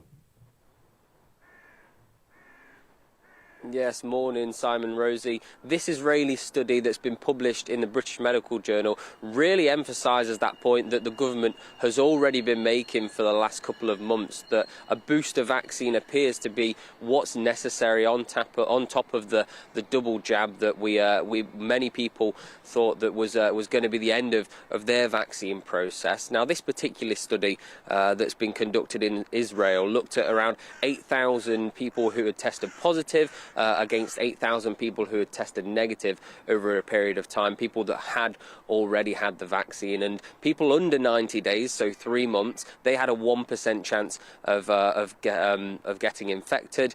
People over 90 days, it went up to 2%, and underneath 180 days, so around about half a year, it went up to 15%. So the results here really do show that the vaccine does wane in its effectiveness over time, and that key part of this, that you're more likely to get infected from COVID-19 the longer it's been since you've had your COVID vaccine, and that starts just after 3 months. This, of course, raises new questions about the booster jab. Just talk us through the process you have to go through to get that. Yes, well, it's exactly the same in many respects, in that there's a few different ways that you can get it compared to the vaccine process. There are places where you can literally just walk in, like where I am at Nottingham's Forest Recreation Ground in the East Midlands. You literally just get in line, walk in. As long as you've had your second dose of your COVID vaccine 6 months previously to the date, then you can go up and get it. You also have to be over 40. It was this week that the Health Secretary announced that anybody over the age of 40 can go and get their booster jab. For a long time, it was just the ages of older people in society, maybe the more vulnerable people, but we know that it is really important to get that vaccine, no matter what your age is, at least compared to the government. That's what the government's saying, because it does protect not only yourself, it also protects other people, particularly things like hospitals and keeping the NHS running. Now, the key part of this is it's Christmas, only a month away. We look back at that period of time about a year ago when we were hoping for, about 6 months ago, I'm losing track of my dates at this point in the year. It's been a very long year. About 6 months ago, when it was summer and everybody wanted to get out to the pub, everybody wanted to go on holidays. The vaccine, what was thought to be the way that we got to do that. I think a lot of people do agree that the vaccine really opened up the possibilities, got us back to that period before 2020. And now at this point, when Christmas is just within sight, but we do have rising cases and we see what's going on in Europe, I think the government is really hopeful that people will choose to get the booster if they can as soon as possible, so that Christmas can happen in the way that us Brits like to do it. So a Health Secretary, Sajid Javid, quote here, it says, getting your COVID-19 booster vaccine is the best way to keep yourself and your loved ones safe this winter and will help reduce the pressure on the NHS. Back to how you can get that COVID vaccine, like I said, you can walk into these sorts of places like there is in Nottingham, or you can simply call up, one of the numbers that you might have been given in your local area for booking a COVID vaccine, or you can go onto the NHS website and book that way, and it is fairly straightforward. Will, thank you very much. That's Will Hollis with that latest on that study. It's coming up to 7:30. Now, just 3 minutes of morning exposure to deep red lights can improve declining eyesight, according to new research from the University College London. The study made participants use an LED torch-like device to expose up to 3 minutes of that deep red light into their eyes between 8 and 9 o'clock in the morning. And it found that their colour vision and their ability to distinguish between colours improved by an average of 17% after at least 1 week of exposure. Well, scientists said their findings mark a breakthrough for eye health and should lead to affordable home-based eye therapies for the millions of people experiencing naturally declining vision. Professor Glenn Jeffrey from the University College London Institute of Ophthalmology was one of the scientists involved in this study and joins us now. Very good morning to you. Good morning. This sounds like a bit of quackery, but then when you see figures like 17% improvement, I mean, that's massive. Yeah, quackery is a problem that we've had to deal with in the past, but this is a culmination of about 8 years of research, and we've done it We've done it in fruit flies. We've done it in mice. This is the second study in humans, and yeah, it's very solid, and it's been done on my aged aunts. So you know, and myself and many members of my lab. So I think we've got beyond the quackery. Peter, tell us what happens when you wake up. What's the process? It's really, really simple. What we've been doing is we've been using a device that we've made ourselves. Really simple. It's got the right wavelength in it. It's got the right energy, and it's a simple exposure. There are other devices coming onto the market now, but all you do is you actually put it against your eye for 3 minutes, and you only have to do it once, and within 2 to 3 hours your colour vision will improve in that eye, and it will remain improved for about a week. Well, I mean, I was diagnosed as being colour lazy many years ago, and it's all about cones and rods in your eyes, isn't it? And this is what the deep red light does it? It wakes them up. Well, what it does is all of your cells, particularly cells in your retina, are powered by little batteries, and we call these little batteries mitochondria. And like your car battery, they run down with age and they become less efficient. This wavelength stimulates mitochondria. It recharges the mitochondria, and there's more mitochondria in your retina than any other part of your body. It uses more energy than any other part of your body, but it ages faster than any other part of your body. So in actual fact, recharging the photoreceptors is probably critical if you're moving over the age of about 40, which is when your colour vision starts to decline. When you say recharge, is this a temporary booster that the light gives you, or with prolonged use, will it actually alter how you see things permanently? No, I think that the best we can hope for is that we get a week out of it. But when you think that all we're asking you to do, or all we're suggesting people do, is use a device for 3 minutes, and our research is indicating you can probably get away with less, and that improves your colour perception for a week. You know, basically it's while you're making a cup of coffee in the morning. You know, it doesn't really take a lot of your time. I'd love to say we can improve you forever with one burst, but I have no evidence for that at all. Glenn, how do you come across a discovery like this? Does someone play around with the red light and say, oh, my eyes seem better? Or did you look at the science first and then think, well, red light is the future here? Well, there's always been something playing in the background, and surprisingly, I mean, if you go back to the 50s and 60s, in Russia, people were suggesting this mechanism. There was a lot of it around, particularly in relation to brain damage, damaging brain, and using this as a partial repair mechanism, for which there is now a lot of evidence. And to be honest with you, I thought if you can do that in the brain, it's much more obvious to do this in the eye, because you've got a direct pathway into a neural system. And so that was it. It was Glenn Jeffrey being a little bit opportunistic, thinking, let's give this one a go. And also, many of the people that were publishing in this field were not high profile, but they were very reliable scientists. And so I paid a lot of attention to what they did. Before we started on this with the humans, we tried it out on fruit flies, we tried it out on bumblebees, we tried it out on mice. Every time we got the same positive result. So it's got a very, very solid, very solid track record. So it's simply now, it's just added something to your morning routine. Brush your teeth for 2 minutes and use this for 3 minutes. Exactly, and that's the way I'd like to see it. And I'd also like to see it, I mean, these are the sorts of things, the sorts of devices that we have used.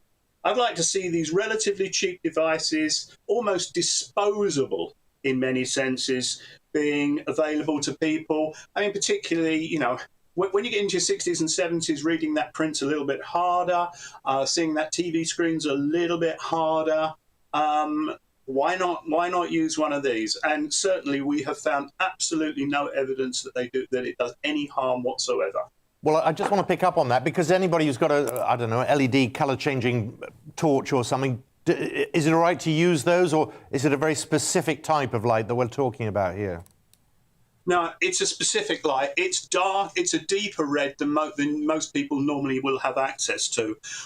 Let's say if you let's compare it to, say, a bike light. It is a deeper red than a bike light. And the wavelengths people use are from that deep red, actually, and even go into the infrared, which you can't see, but it has the same effect. So, you know, wavelengths of 800 nanometers, which you can't see, have very, very, very similar effects. So, no, if you dip your light bulb in red paint or you get a red LED off the shelf, then probably not. It's got to be 670 nanometers or longer. It's exciting, this, isn't it? Yeah, actually, you're absolutely right. This is exciting. My lab's had a real buzz on this issue. And to tell you, say buzz, we're also using it to protect bumblebees and honeybees from poisoning that damages cell batteries. So this has got reach as well. It's not only just about us, it's got reach into other things. And other groups are being very successful using it for certain brain diseases where these batteries in your cells become undermined. It's got a lot of reach. There's no reason why it should cost very much money. And it is something that the person can control because they can have one of these in their kitchen drawer. And where do they get them? Well, I have no commercial activity, and we've stayed very, very clear of that. But there are a number of companies on the market which have got devices that we've tested. One of them is, I won't give him too much of an advert, but Planet Lighting, a small company in Wales, are producing them. We've tested them. I'm sure there's going to be an explosion of these, but people should be careful because if you go on to places like Amazon, you will see a lot of devices, but you've got to be very careful because you're putting this up to your eye. Now, the devices we've tested have been absolutely fine. The wavelengths are safe, but I can't guarantee the energy levels on some of those devices, so people should really be careful of what they purchase. Well, Professor, it's good to have some good news, and thank you for bringing it to us, and congratulations on your work, Glenn Jeffrey. Jeffrey, thank you so much. Good to talk to you. It's 25 to 8. Coming up here on the programme, what does it take to get on the property ladder? We're going to be discussing the cost of buying your first home in relation to your average earnings. Up next.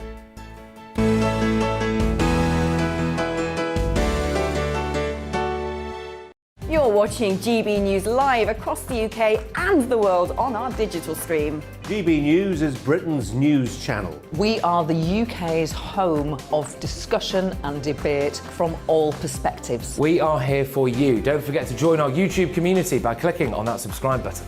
And if you want the GB News app, you can click and catch up on programmes anytime. We love to hear from you, so email us. gbviews@gbnews.uk. Thanks for being part of the GB News family. My name is Andrew Doyle. Join me every Sunday evening at 7 p.m. for Free Speech Nation. This is a show where we address current affairs and news stories of the week with the help of two wonderful comedian panellists. I brought in comics because I want to give it a lighter edge, and also they work for less. See you there.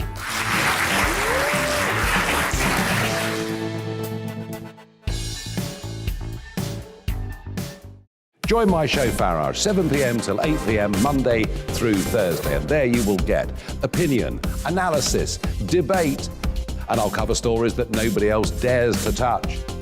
And then for the last 15 minutes, talking pints. We're over a drink. We have a civilized conversation with someone. We very often disagree, but we do it in a grown-up way.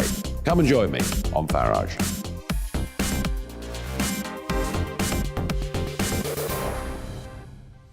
I'm Colin Brazier.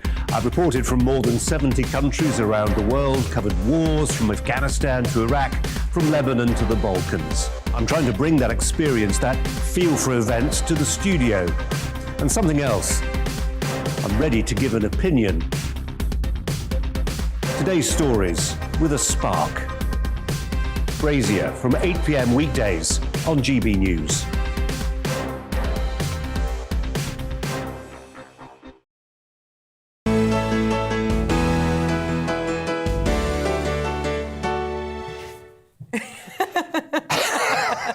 I nearly got away with that. You didn't. You absolutely didn't. We have now got her plugged into the mains, and I've sorted that out for you, Rosie. Anything else I can do for you before we come back on air? I was saying, Simon. Simon, get on. You're on. Right, welcome back. I'm breathless. Now, are you a first-time buyer wondering what it could take to get on the property ladder? Well, you might have to spend, well, this is an amazing figure, 5.5 times your typical annual earnings for your first home. It's according to a report from Nationwide Building Society, which says a 20% deposit on a home now equates to 110% of the pre-tax income of a typical full-time employee, which is a new record high. The report also details how much first-time buyers rely on assistance from family to even attempt a purchase. Well, joining us now to see how first-time buyers can break this trend and how the market is reacting, the one, the only, Martin Roberts, TV property expert and author. Martin, good morning to you. No, that is not Martin Roberts. No, I'm not Martin Roberts, guys. Hang on a minute, we'll come to you in just a moment. Let's see if will the real Martin Roberts come forward? Are you there? Hello. Yay! Yes, Martin, thank you very much. I love that. Maybe I can answer questions on that gentleman was going to talk about. He might have made a lot more sense. Let's see. Martin. Exactly. Well, thank you, Simon. At least you're on the screen, you know. Yeah, I know. We're not in any position to ever go anybody at the moment. Martin, I remember getting my first home. Mortgages they tended to be 5 times your salary. So have things really changed that much?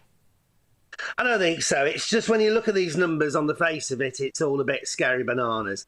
I'd rather focus on solutions rather than going, oh, isn't it terrible? Because I think every first timer since time immemorial, since you bought your first house, since I bought my first house, has had to struggle and had to think outside the box in terms of how they can get on the property ladder, which, you know, I mean, you could take the view that a lot of Europe takes, which is, why are we worried about owning our own home? Why don't we just rent? But I think we do have that sense in this country where we do want to own our own home.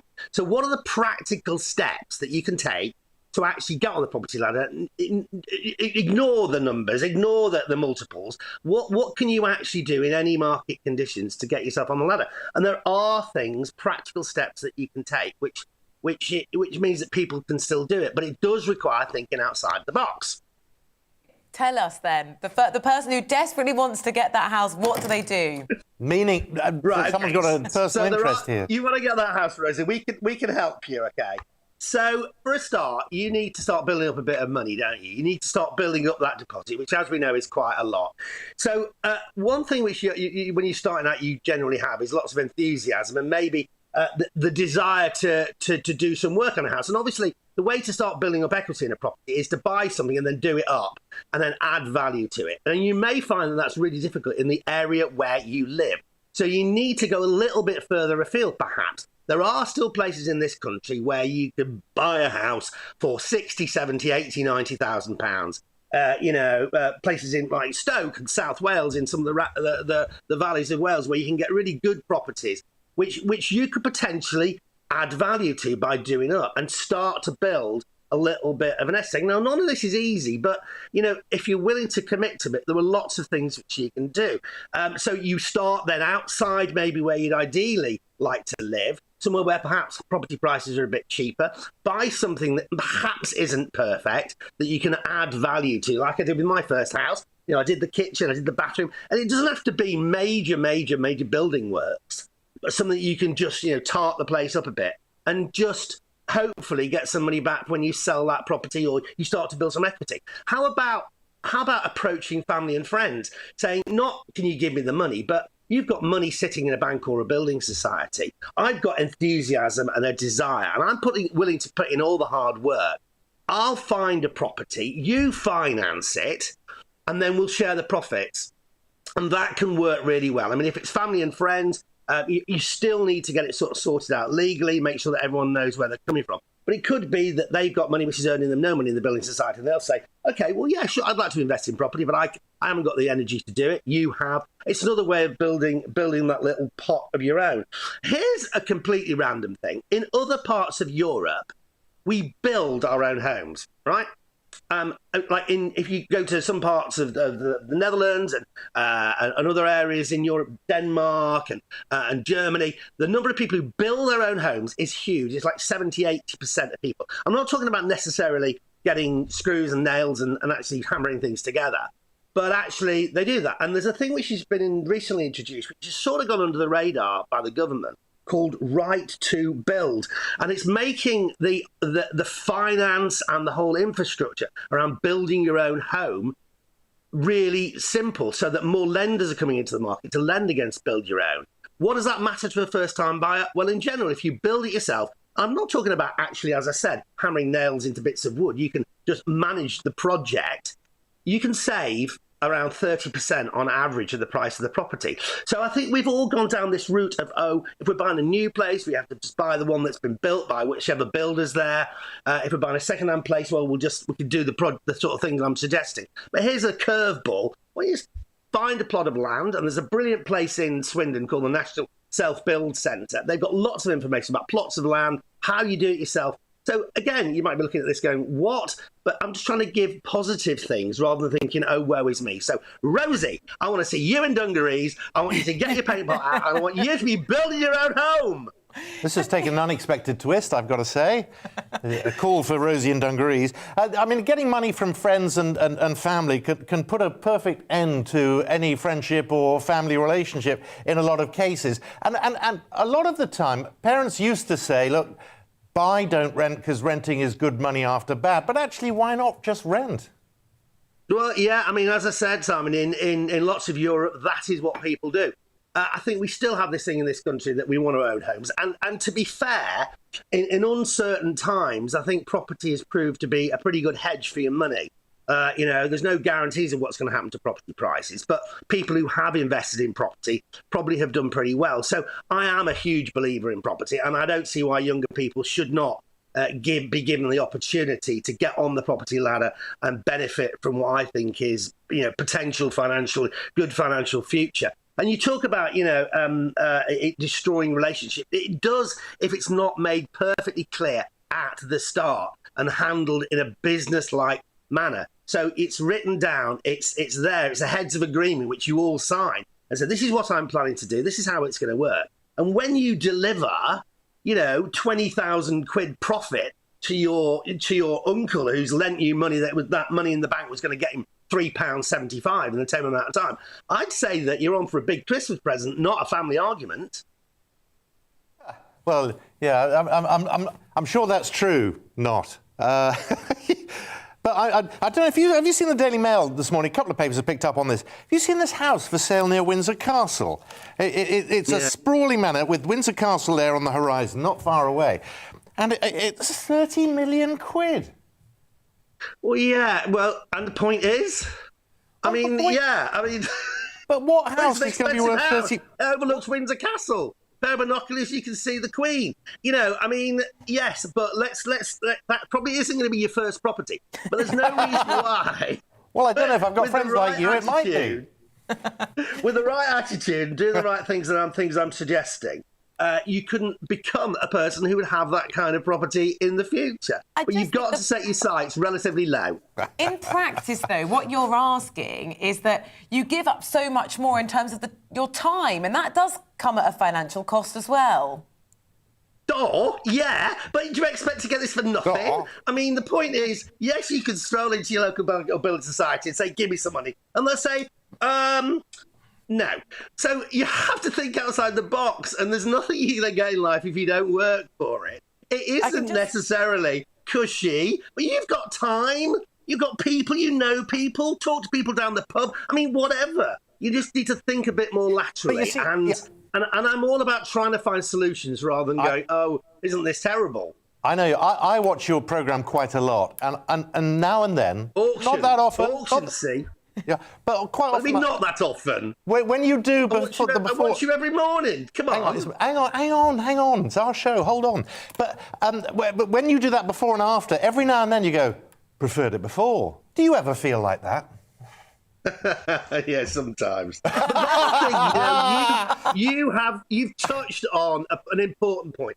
Don't forget the auctions, okay? Because if you do your research and you follow all the rules that we talk about on Homes and the Hammer, then there are things you can get at auction which could be that doer-upper, and it is that classic case. If the first one is always the hardest, right?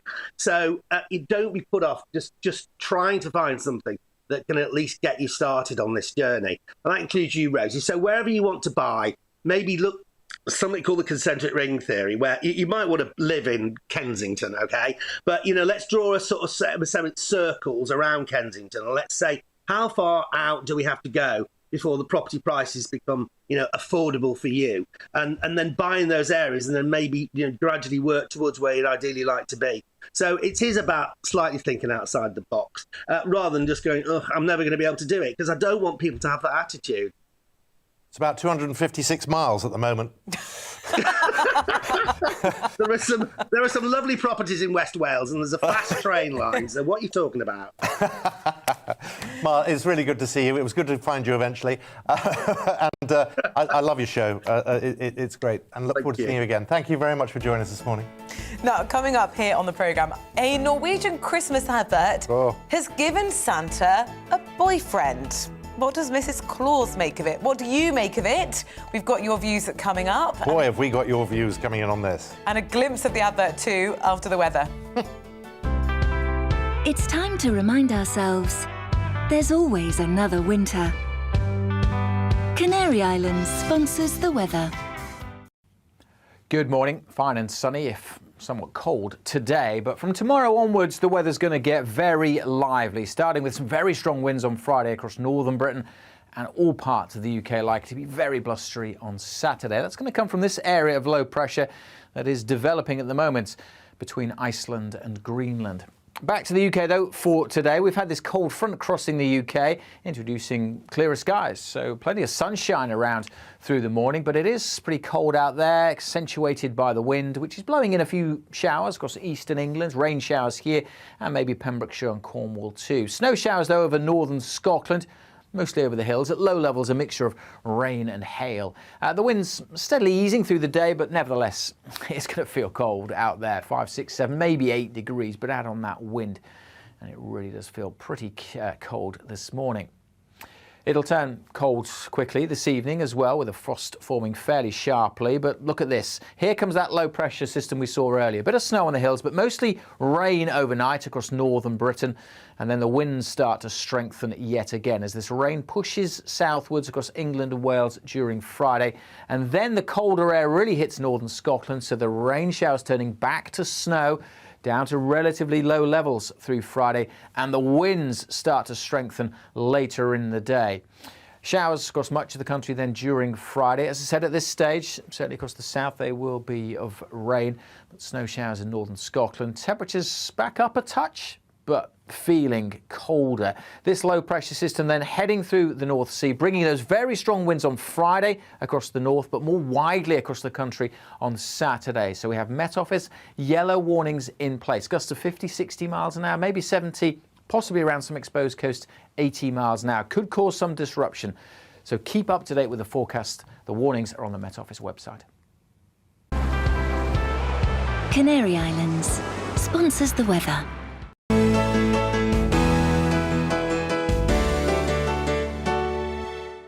You're watching GB News live across the UK and the world on our digital stream. GB News is Britain's news channel. We are the UK's home of discussion and debate from all perspectives. We are here for you. Don't forget to join our YouTube community by clicking on that subscribe button.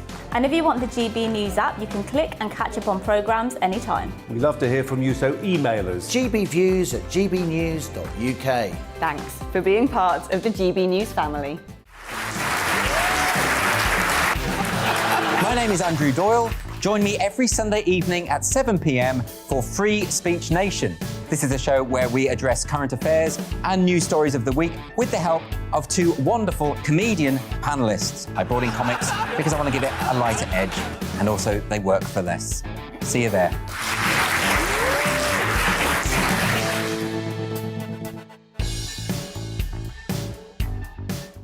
Join my show Farage, 7 p.m. till 8 p.m. Monday through Thursday, and there you will get opinion, analysis, debate, and I'll cover stories that nobody else dares to touch.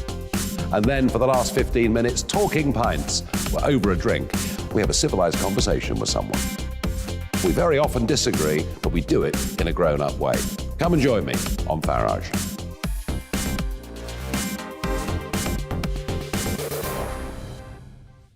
I'm Colin Brazier. I've reported from more than 70 countries around the world, covered wars from Afghanistan to Iraq, from Lebanon to the Balkans. I'm trying to bring that experience, that feel for events, to the studio. And something else. I'm ready to give an opinion. Today's stories with a spark. Brazier from 8 p.m. weekdays on GB News.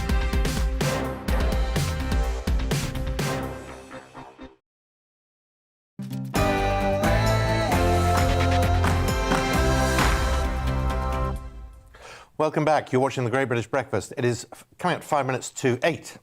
Now, in a rare move, video gamers could soon help endangered fish in the North Sea. Stocks of cod, the UK's favourite fish, have fallen 31% in the North Sea since 2015. But an online platform has teamed up with marine conservation charity Sea Changers in a mission to donate funds to save millions of cod. Stakester connects 70,000 gamers and wants to give to the charity every time a computer game user plays Call of Duty. Well, joining us now, marine biologist Tom Pickrell and Tom Ferry, CEO of the online gaming platform Stakester. A very good morning. Good to see you both, and good to see you again. Let's, Tom, first of all, Tom Pickrell, how bad is the cod situation at the moment? Yeah, well, North Sea cod has always been like the poster child for sort of unsustainable fishing, and it was badly overfished in the late 90s, in the 2000s, and in fact it reached its lowest levels in 2005. But then an emergency plan was put in place, and we began to grow the stock back. And up to 2017, it received its highest stock level since 1982, and it was actually awarded the Marine Stewardship Council certification, which is a huge achievement. But then 2 years later, the stock's decreasing and certification was suspended again. So we're not entirely clear why it went backwards. It could be a variety of factors, such as warming waters. It could be a decline in the survival rates of the juveniles or the adults. But the amount you could fish, the quotas, were set above the scientific advice in 2019 and 2020, and that's got to stop. So we've got this unusual method of funding now. If we speak to Tom Ferry, tell us then, because Call of Duty is often... We'll ask him about his property prices in just a moment, because that really, he was itching to answer on those. I'm an expert. But Call of Duty is often called COD, isn't it? And now we've got a relationship between COD the game and COD the fish. Just explain it to us. Yeah, look, it's not a particularly glamorous story, but we were in the office and we were about to launch Call of Duty Vanguard on our platform. And on the same day, we were talking about how we can make a bit of a more meaningful impact with our gamers to the real world. And so a plucky member of the staff figured out COD for COD sounded like a great campaign. And so we wanted to give the gamers an opportunity to make a real impact. And just explain how it works. It's really simple. So if you play Call of Duty or COD on our platform, what we will do is we'll then give a portion of our proceeds towards the Sea Changers charity. So what are we talking about? What sort of money are you talking about? Yeah, so at minimum, it'll be a significant four-figure sum. But if we have a lot of people playing, the more people play, the more we'll be able to donate. And we expect that to be fairly significant. We have over 70,000 players on the platform, so we should see some significant numbers. We don't know what any of those numbers are. But Tom Pickrell, a lot of people, we went through this period where every time you had fish and chips, it was always cod. Then we were told, don't do that, go to others, you place another fish. What advice would you give to people who care about sustainability? What should they be asking for? Yeah, that's a really good point. And most of the cod, the vast majority of the cod that we eat in the UK comes from very healthy stocks around the Arctic. So there's no real problems with eating cod in the country, but diversifying your taste is really sensible because you take pressure off particular stocks, and it's good for you. The seafood is wonderful in this country. There's so much of it. Most of it we export, so I think it's a great opportunity for people to try as well. But if you really want to just eat cod, you really shouldn't worry too much because the fisheries we get our cod from, like I say, are in very good health, but we just got to make sure that the UK ones are good as well. Yeah, makes sense. Finally, back to you, Tom Ferry. You know, Call of Duty often gets a bit of a bad rap. This is an opportunity for a little bit of positive PR. Yeah, exactly that. I think, gamers do get a bit of a bad rap, but I think they are becoming more socially engaged and they want to find a way to make an impact, like I said, in the real world. And so I think this is a great opportunity for them to do that. Well, it's nice to have a positive story that seems to benefit all those involved, which is great. Tom Pickrell, Tom Ferry, thank you both very much, and thanks for bearing with us. We've had some technical issues. Good to see you both this morning. We've been discussing this morning this new Norwegian advert that shows Father Christmas, St. Nicholas, Santa Claus, however you'd like to call him, in a tender embrace with a man. And many of you have been getting in touch. Yeah, it's beyond disgusting, says this caller. They're taking children's childhood away from them for the sake of wokeness. I won't read the rest of that. But that was very much the theme of the messages this morning. Jackie's been a bit more muted morning, who said, love your show. Are they implying that Santa has been lying to his wife all these years? It's just offensive. Live your best life, be who you are, but stop offending others. Santa is not, never has been and never will be gay. Live with it. Happy Christmas to everyone. Graham, why, at the risk of falling into a woke phobia trap, I feel this advert to be both unnecessary and objectionable. Where and when will all this destructive wokeism end? It's all very sad. And again, the vast majority of you expressing a similar sort of view about the advert, which we will show to you in the next hour, just because we want to show you what we're talking about. gbviews@gbnews.uk. Get in touch. Back in a moment.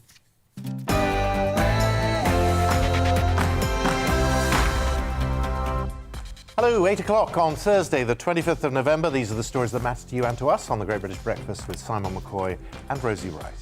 Boris Johnson has called on France to agree for joint police patrols along the French Channel coast after at least 27 people, including 5 women and a child, died when a dinghy capsized yesterday.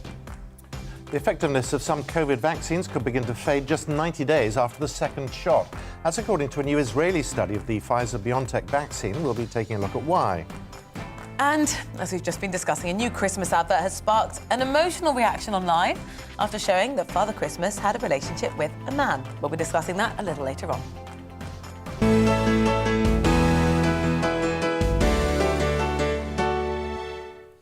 Good morning to you. Now, dozens of people have died crossing the Channel yesterday in what the International Organisation for Migrants has called the deadliest incident on the stretch of water. At least 27 people, including 5 women and a child, were drowned when a dinghy is believed to have capsized. Over 47,000 migrants have already attempted the crossing since the 1st of January this year, with more likely to continue arriving in the coming days and weeks. Well, GB News Home Affairs and Security Editor Mark White joins us live from Dover. Mark, a very good morning to you. Just explain to us what you've seen. Well, yesterday we were out in the English Channel, actually, just at the halfway point where a lot of these boats come into British waters. We came across a 22-person boat. It was about a 7-metre long boat, so not one of the biggest ones, but bigger than some of the smaller ones that often come across. 22, mainly males. There were a couple of women and a child on board that small boat. They switched their engine off and were after being rescued, and of course the skipper of our vessel was duty bound to call that in to the Coast Guard. So at that time, though, the Border Force and the lifeboat services were dealing with back-to-back calls. There were multiple boats coming into British waters, having set off from France, because it was a day of relative calm in the Channel. It's never ideal conditions out in the English Channel, to be honest, but after 3 days of fairly horrific weather, when there was no chance of small boats coming, any break in the weather, they seized that opportunity, the people smugglers, to push these boats out into the Channel and across to the UK. So we saw hundreds more migrants arriving into UK waters.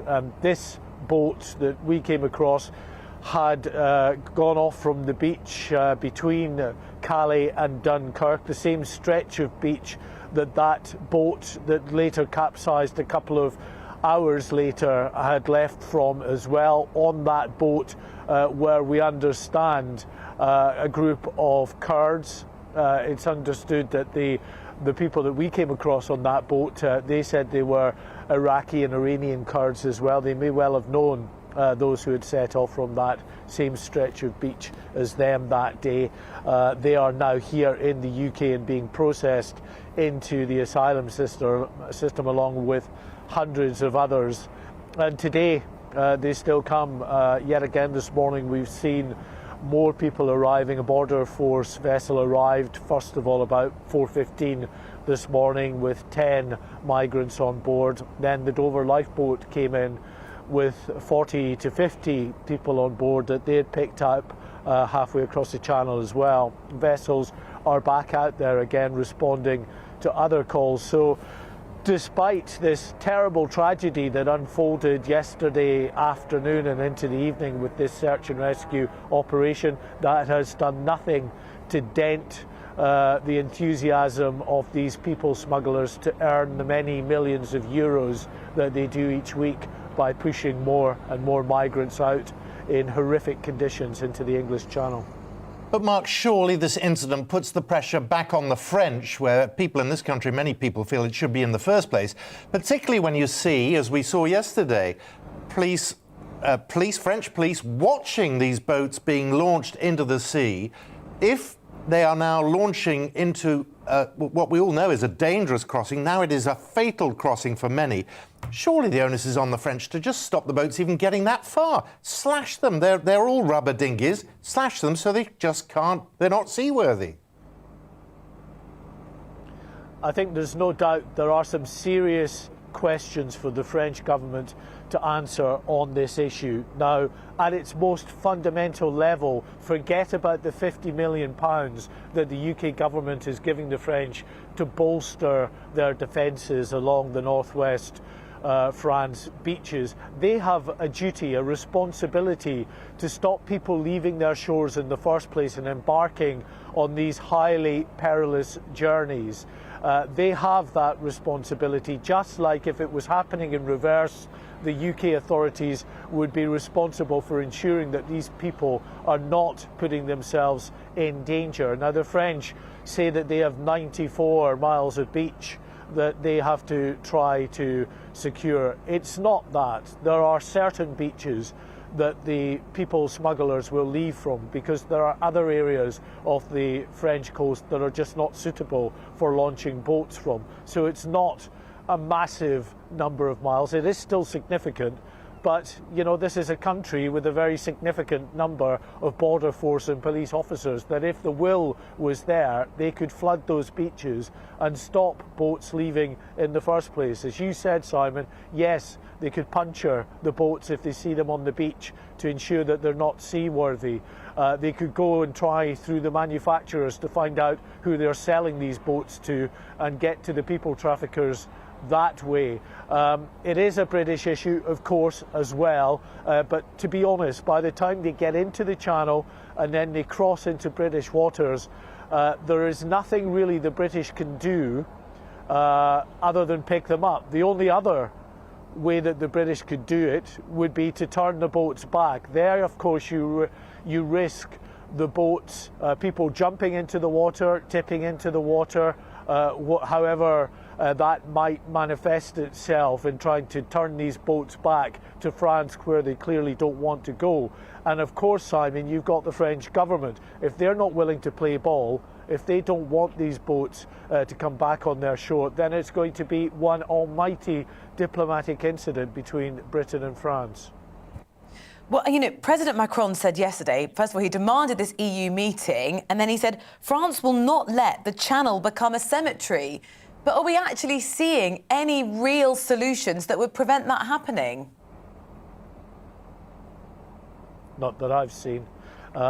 We have had suggestions. I mean, Priti Patel, in terms of her turn-back policy, seems to have been a complete failure before it was even given an opportunity to be tested. It hasn't, as far as we're aware, been tried on a single boat, and it was only ever going to be tried on a very small number of boats that were deemed to be more seaworthy, that contained effectively all males and no women and children, and was perhaps close enough to the French shores that it could be turned back quite easily. But again, you need the cooperation of the French to be willing to take them back.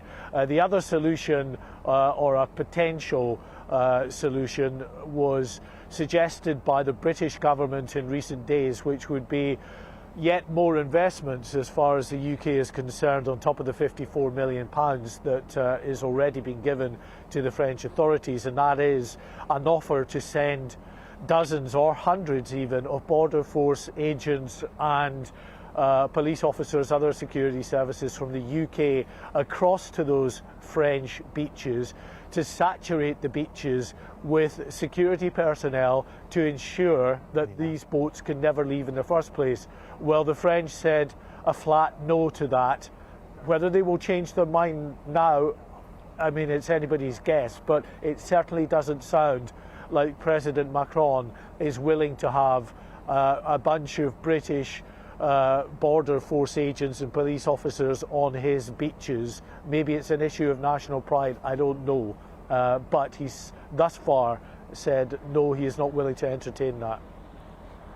Mark, thank you for that. We've had quite a few messages this morning saying, my word, you work hard, and we appreciate it. So thank you very much. I know this is a story you've put a lot of effort into, and we do appreciate it. Thank you. We'll talk to you later.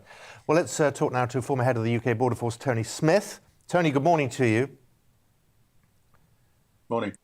There seems to be a very obvious line here. There's a line between those who want to get to Britain when they're in France, before they get into the boats. This is an issue that can be dealt with. As soon as they're at sea, there's a real problem. And the problem is, what on earth can you possibly do as if you're in the border force? Well, the border force can't do anything in French territorial waters. What happens at the French border is, of course, a matter for the French authorities, but the border force operating plan is first and foremost to save lives. And that's what will happen if we see small vessels in our waters. We will first and foremost make sure they are safe and well and they don't drown. They will be brought aboard. But, of course, once they are aboard a British cutter, then they are within the jurisdiction of the UK courts, and they can then claim asylum, you see.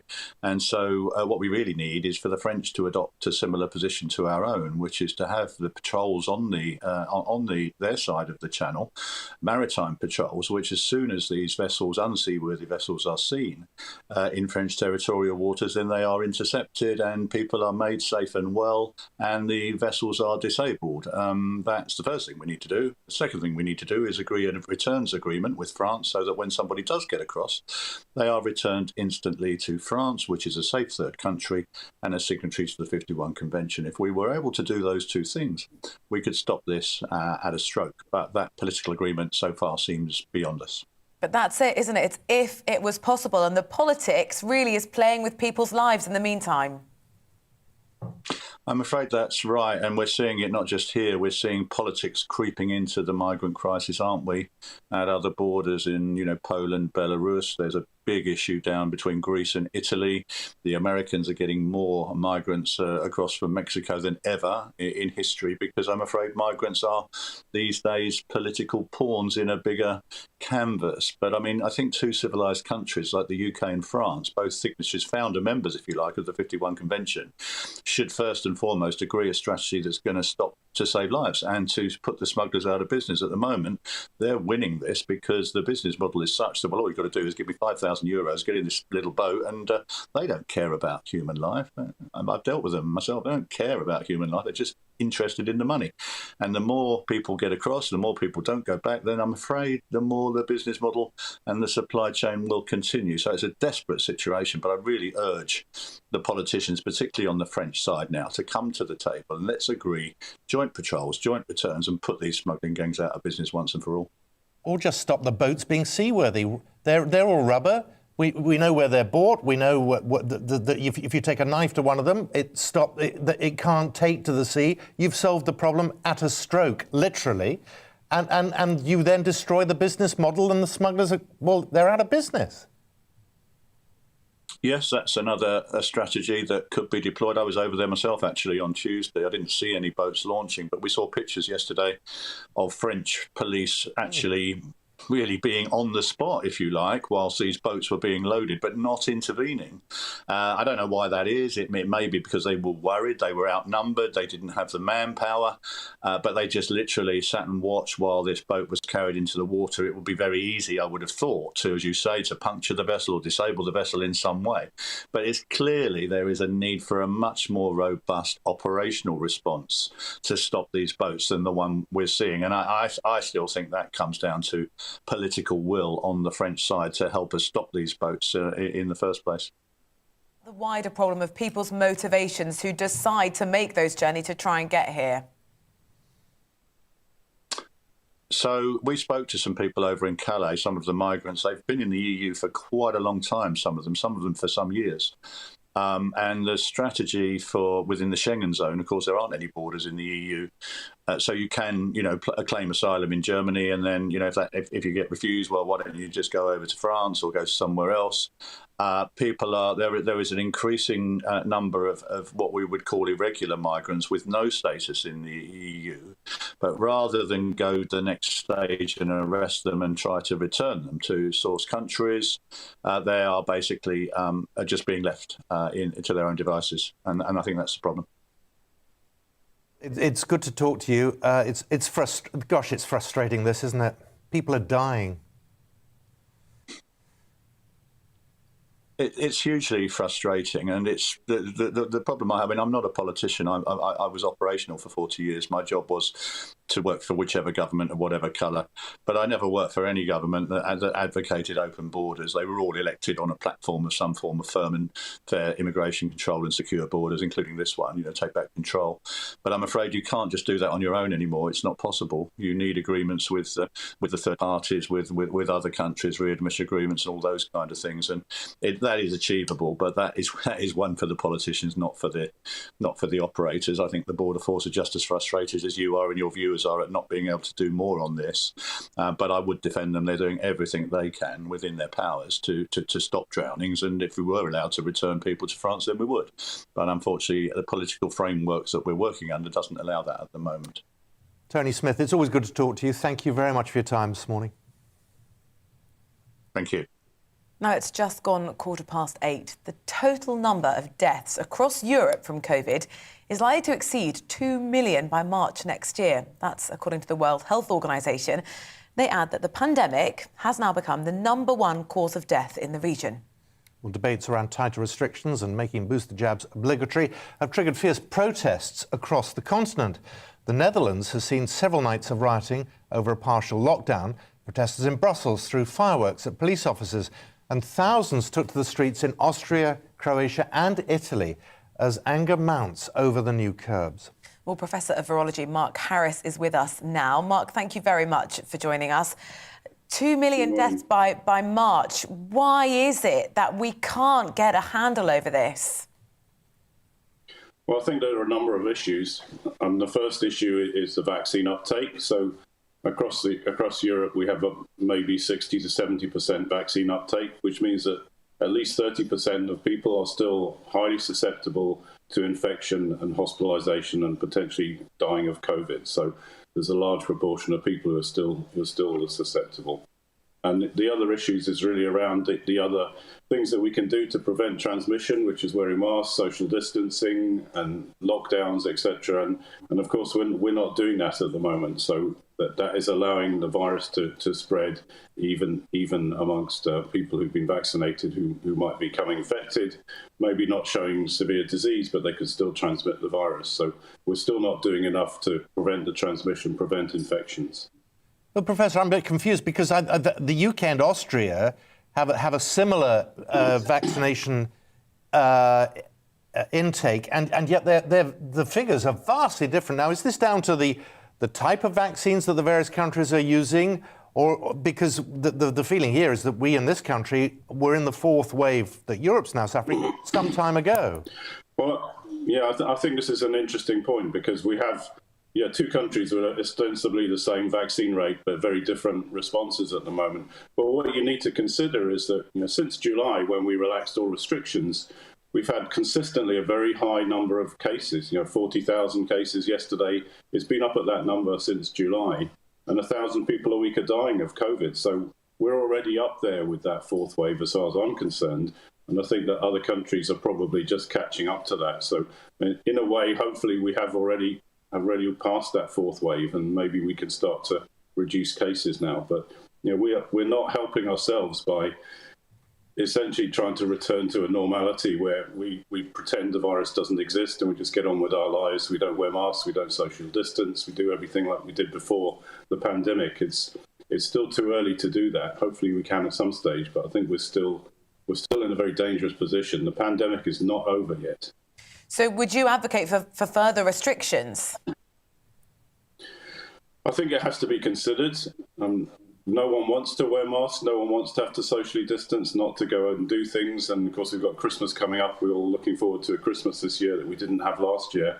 So these are very tough political decisions. But if people continue to die and our hospitals continue to clog up with COVID patients, and so we can't treat other people, we have a serious health condition on our hands that we need to address. And if you talk to clinicians, I'm sure you'll find out that they are struggling with the number of COVID cases, with coping with everything else that's going to be brought to the health service in the winter. Well, you see now a lot of people are saying the media over-dramatizes, overemphasizes the impact of COVID on hospitals. And I have to say, you look at what's happening in hospitals, there's bed blocking on a massive scale, as there always has been, because of the lack of social care that's available. Now, how much of what we're seeing in terms of ambulances parked up with treating people outside the hospital, how much of that is down to COVID? How much of that is down to a problem we've had for many years that has now just got out of hand? Well, I think there are long-term issues with the health service that I'm not going to comment on. I'm not a politician, I'm not a clinician, but there are long-term problems that are compounded by COVID. The fact that we've got something like 8,000 patients in hospitals at the moment with COVID. 1,000 people are dying a week of COVID. So these are significant numbers which are preventable, and we could prevent those by more vaccinations, by introducing some sort of restrictions that would prevent the transmission of this virus. And I know it's tough to wear a mask when you go into a shop or something, but it's a minor inconvenience compared to contracting COVID and ending up in hospital, isn't it? Professor of Virology, Mark Harris, thank you very much for coming on to the programme and sharing your views. Nice to see you, thank you. Well, coming up, the amount of children being homeschooled is on the rise because of COVID, but is this protecting children from missing too much school, or is it hurting their development and education? We'll discuss more after this weather update. It's time to remind ourselves there's always another winter. Canary Islands sponsors the weather. Good morning. Fine and sunny, if somewhat cold today, but from tomorrow onwards the weather's going to get very lively, starting with some very strong winds on Friday across northern Britain, and all parts of the UK likely to be very blustery on Saturday. That's going to come from this area of low pressure that is developing at the moment between Iceland and Greenland. Back to the UK, though, for today. We've had this cold front crossing the UK, introducing clearer skies, so plenty of sunshine around through the morning, but it is pretty cold out there, accentuated by the wind, which is blowing in a few showers across eastern England, rain showers here, and maybe Pembrokeshire and Cornwall too. Snow showers, though, over northern Scotland, mostly over the hills. At low levels, a mixture of rain and hail. The wind's steadily easing through the day, but nevertheless, it's going to feel cold out there. 5, 6, 7, maybe 8 degrees, but add on that wind, and it really does feel pretty cold this morning. It'll turn cold quickly this evening as well, with the frost forming fairly sharply. But look at this. Here comes that low pressure system we saw earlier. Bit of snow on the hills, but mostly rain overnight across northern Britain. And then the winds start to strengthen yet again as this rain pushes southwards across England and Wales during Friday. And then the colder air really hits northern Scotland, so the rain showers turning back to snow, down to relatively low levels through Friday, and the winds start to strengthen later in the day.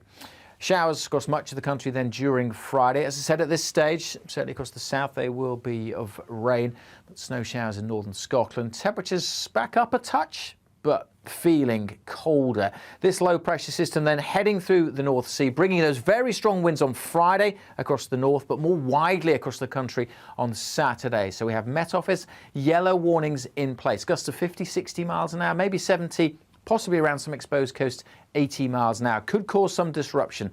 So keep up to date with the forecast. The warnings are on the Met Office website. Canary Islands sponsors the weather.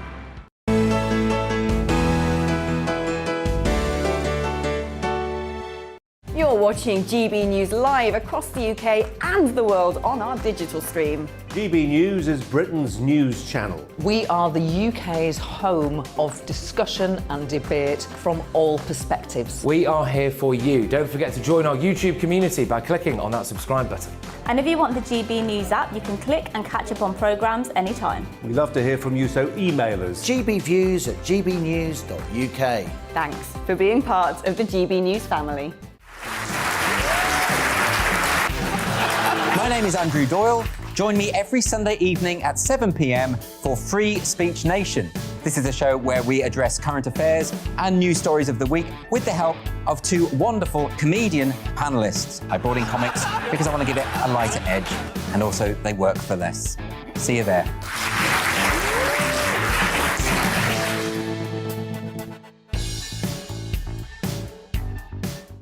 Join my show Farage, 7 p.m. till 8 p.m. Monday through Thursday. And there you will get opinion, analysis, debate, and I'll cover stories that nobody else dares to touch.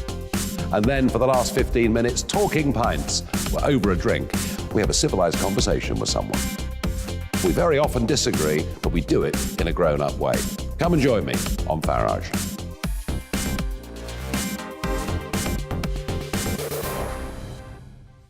I'm Colin Brazier. I've reported from more than 70 countries around the world, covered wars from Afghanistan to Iraq, from Lebanon to the Balkans. I'm trying to bring that experience, that feel for events, to the studio. And something else. I'm ready to give an opinion. Today's stories with a spark. Brazier from 8 p.m. weekdays on GB News.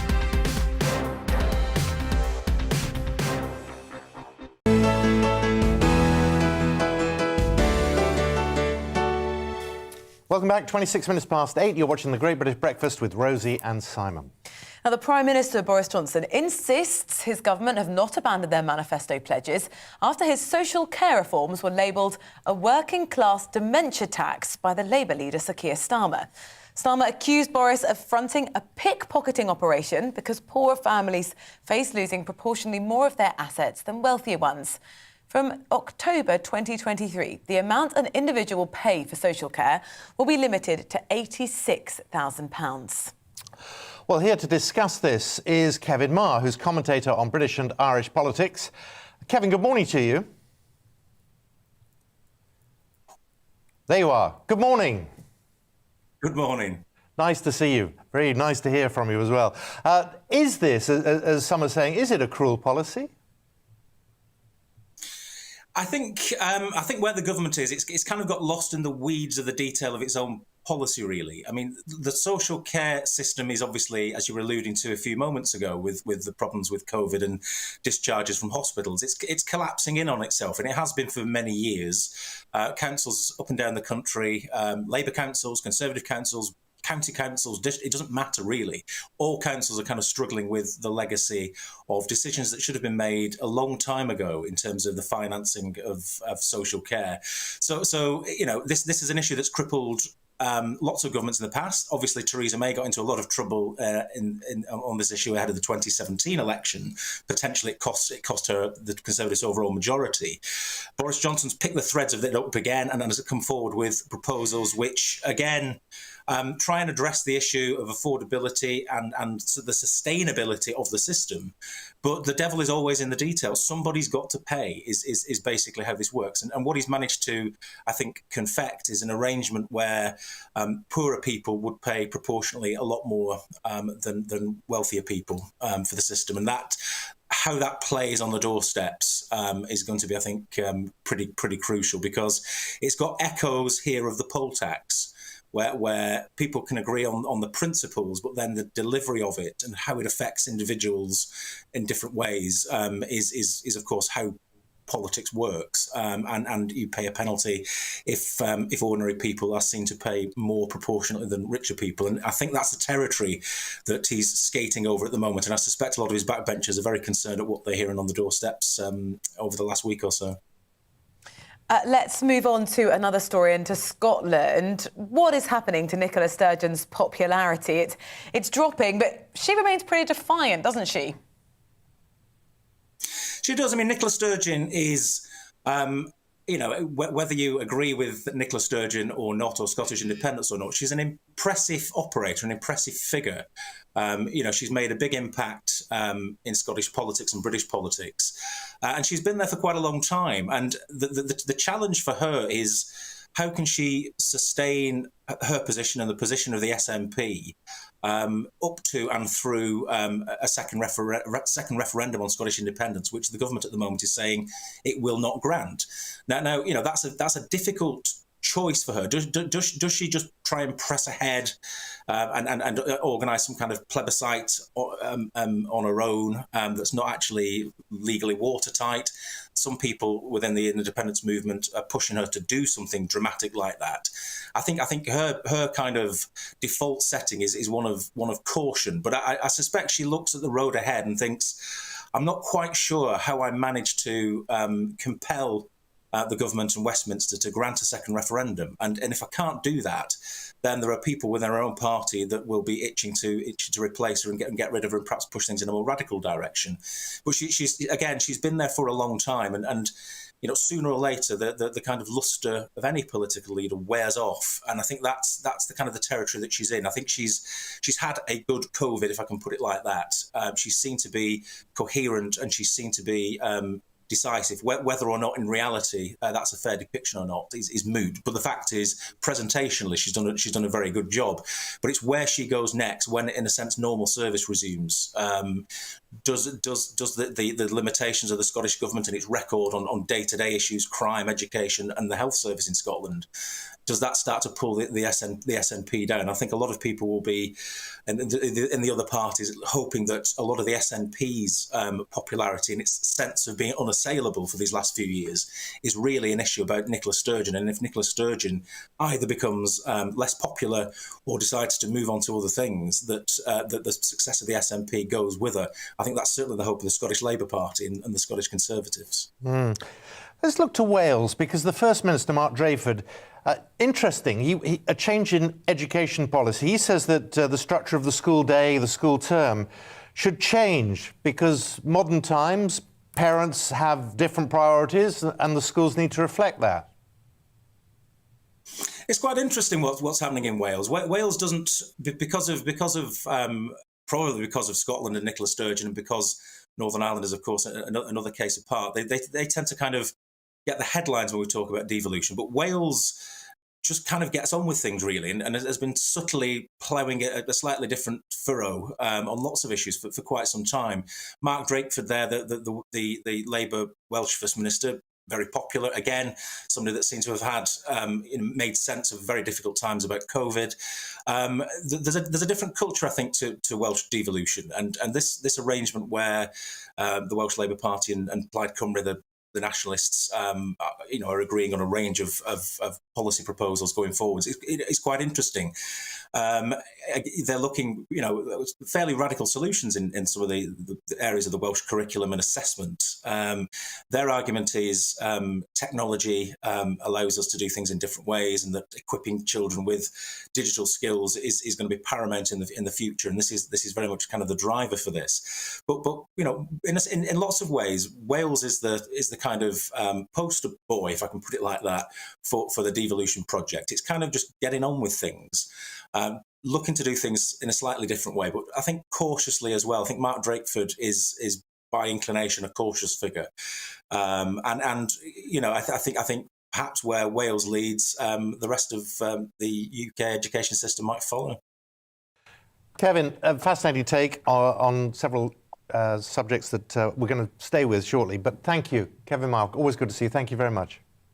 It's just gone 8:30. Now, sticking with education, a survey's revealed that more children in England are being educated at home rather than at school than ever before. During the 2020 to 21 academic year, the Association of Directors of Children's Services estimated that around 115,000 children were being homeschooled, and that's a rise of 34% from the previous year. The reasons for the rise is believed to be parents' concerns over the pandemic, catching COVID-19, along with worries over their children's mental health at school and the amount of time missed because of self-isolation. Let's talk to Dr. Chris McGovern. He's the chairman of the Campaign for Real Education. Always gets a great response from viewers. Chris, good morning to you. Good morning, Simon. Well, those are the views that are the official reason for this, but what do you think's going on? Look, the number of children being homeschooled has been increasing for some years. It was going up 20% a year for the last 5 years. So there's been a bit more of an increase in the last year. And no doubt the pandemic has played a part in that.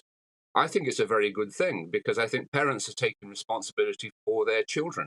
And some parents will indeed be concerned about COVID and therefore they keep the children at home. But other parents, and we know that, we've seen it across the pond in America a week or so ago, parents were very concerned about what's being taught. You know, the woke philosophy, the woke curriculum we have these days is not welcomed by everybody. And some parents have decided, no, I don't want that for my child. And also, you know, it's a basic human right to choose how your child should be educated. It's not the responsibility of the state, it's the responsibility of parents legally. Most parents choose the state system, some choose private schools, but others decide to educate at home. I mean, a child, for example, might be bullied at school, but therefore can't cope. The child might be very able, and if they're in a state school, they're unlikely to be pushed on. So there are lots of reasons why parents might educate at home. But I think it's a good sign that the number of home-educated children is increasing, because it shows you that parents are taking responsibility, not leaving it up to schools, and that's could be a good thing.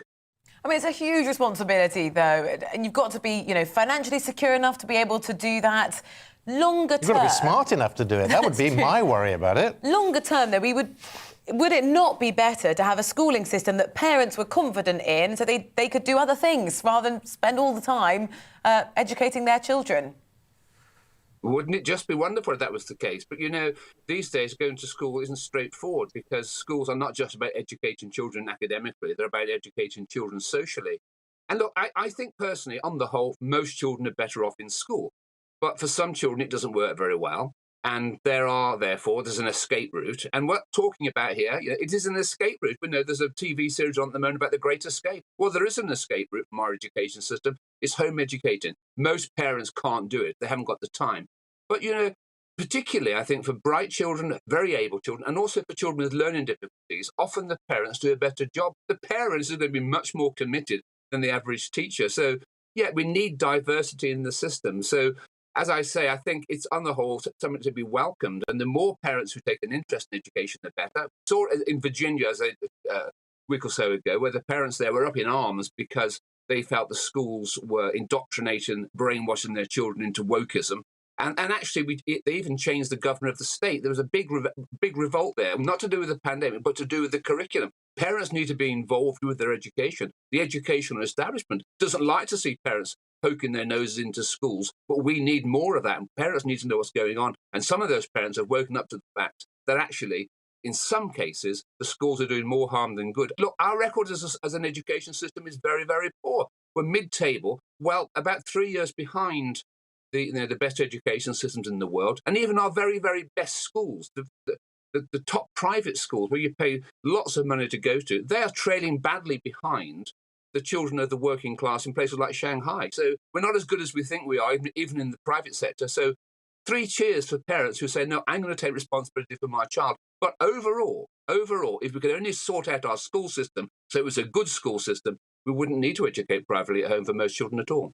Yeah, sounds lovely. I can hear everybody nodding at what you're saying. But if you had a magic wand, where would you wave it? Where would you start? Well, I think you have to start with teacher training, don't you? Because at the moment, you can't become a teacher unless you sign up for the woke agenda. You can't even get into teacher training college.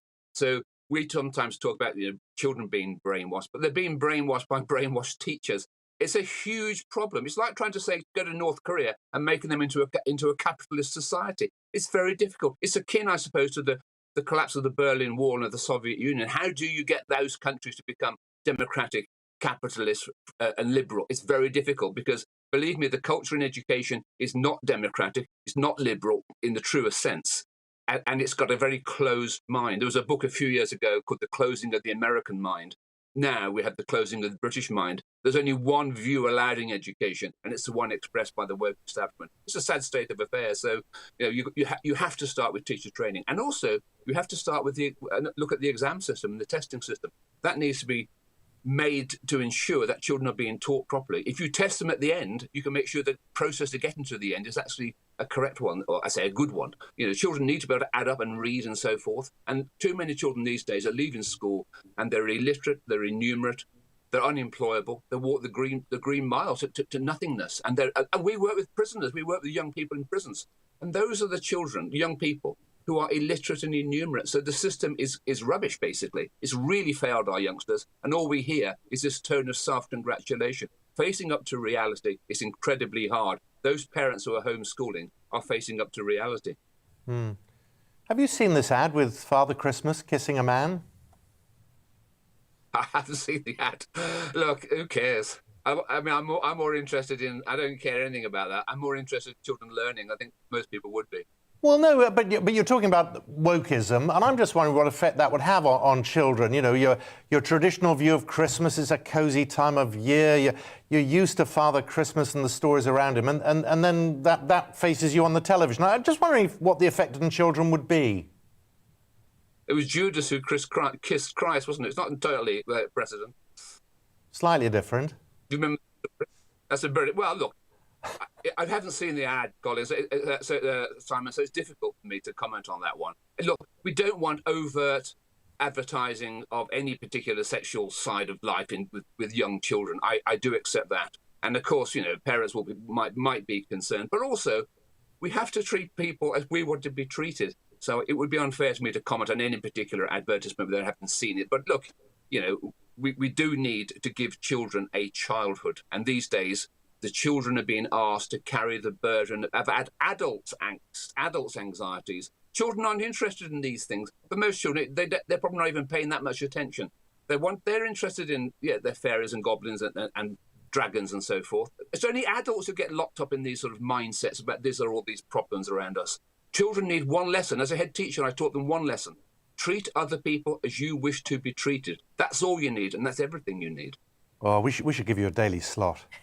Chris, it's really good to see you. Chris McGovern, thank you very much for joining us this morning. And if you've got any views on what he's had to say, a lot of you already saying at last, someone talking some sense. GBviews at gbnews.uk. It's just gone 20 to 9. Now, coming up here on the programme, could learning how to manage your money from a younger age boost the economy? Financial education could add an extra £200 billion to our economy by 2050. We'll be finding out more after this.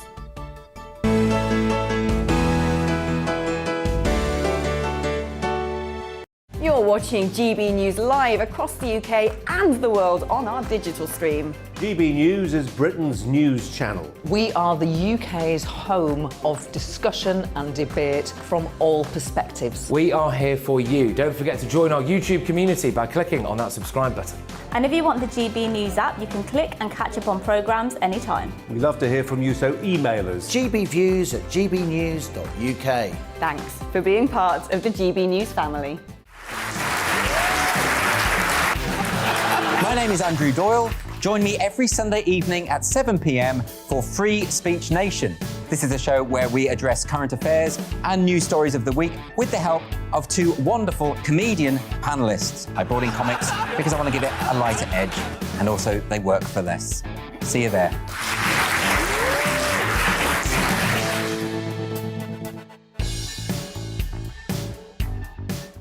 Join my show Farage, 7 p.m. till 8 p.m. Monday through Thursday. And there you will get opinion, analysis, debate, and I'll cover stories that nobody else dares to touch. And then for the last 15 minutes, talking pints. We're over a drink. We have a civilized conversation with someone. We very often disagree, but we do it in a grown-up way. Come and join me on Farage.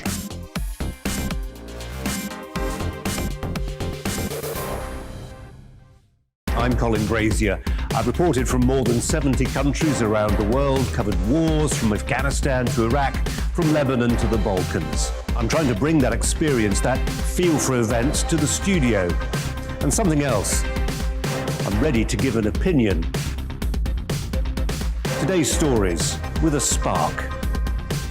Brazier from 8 p.m. weekdays on GB News.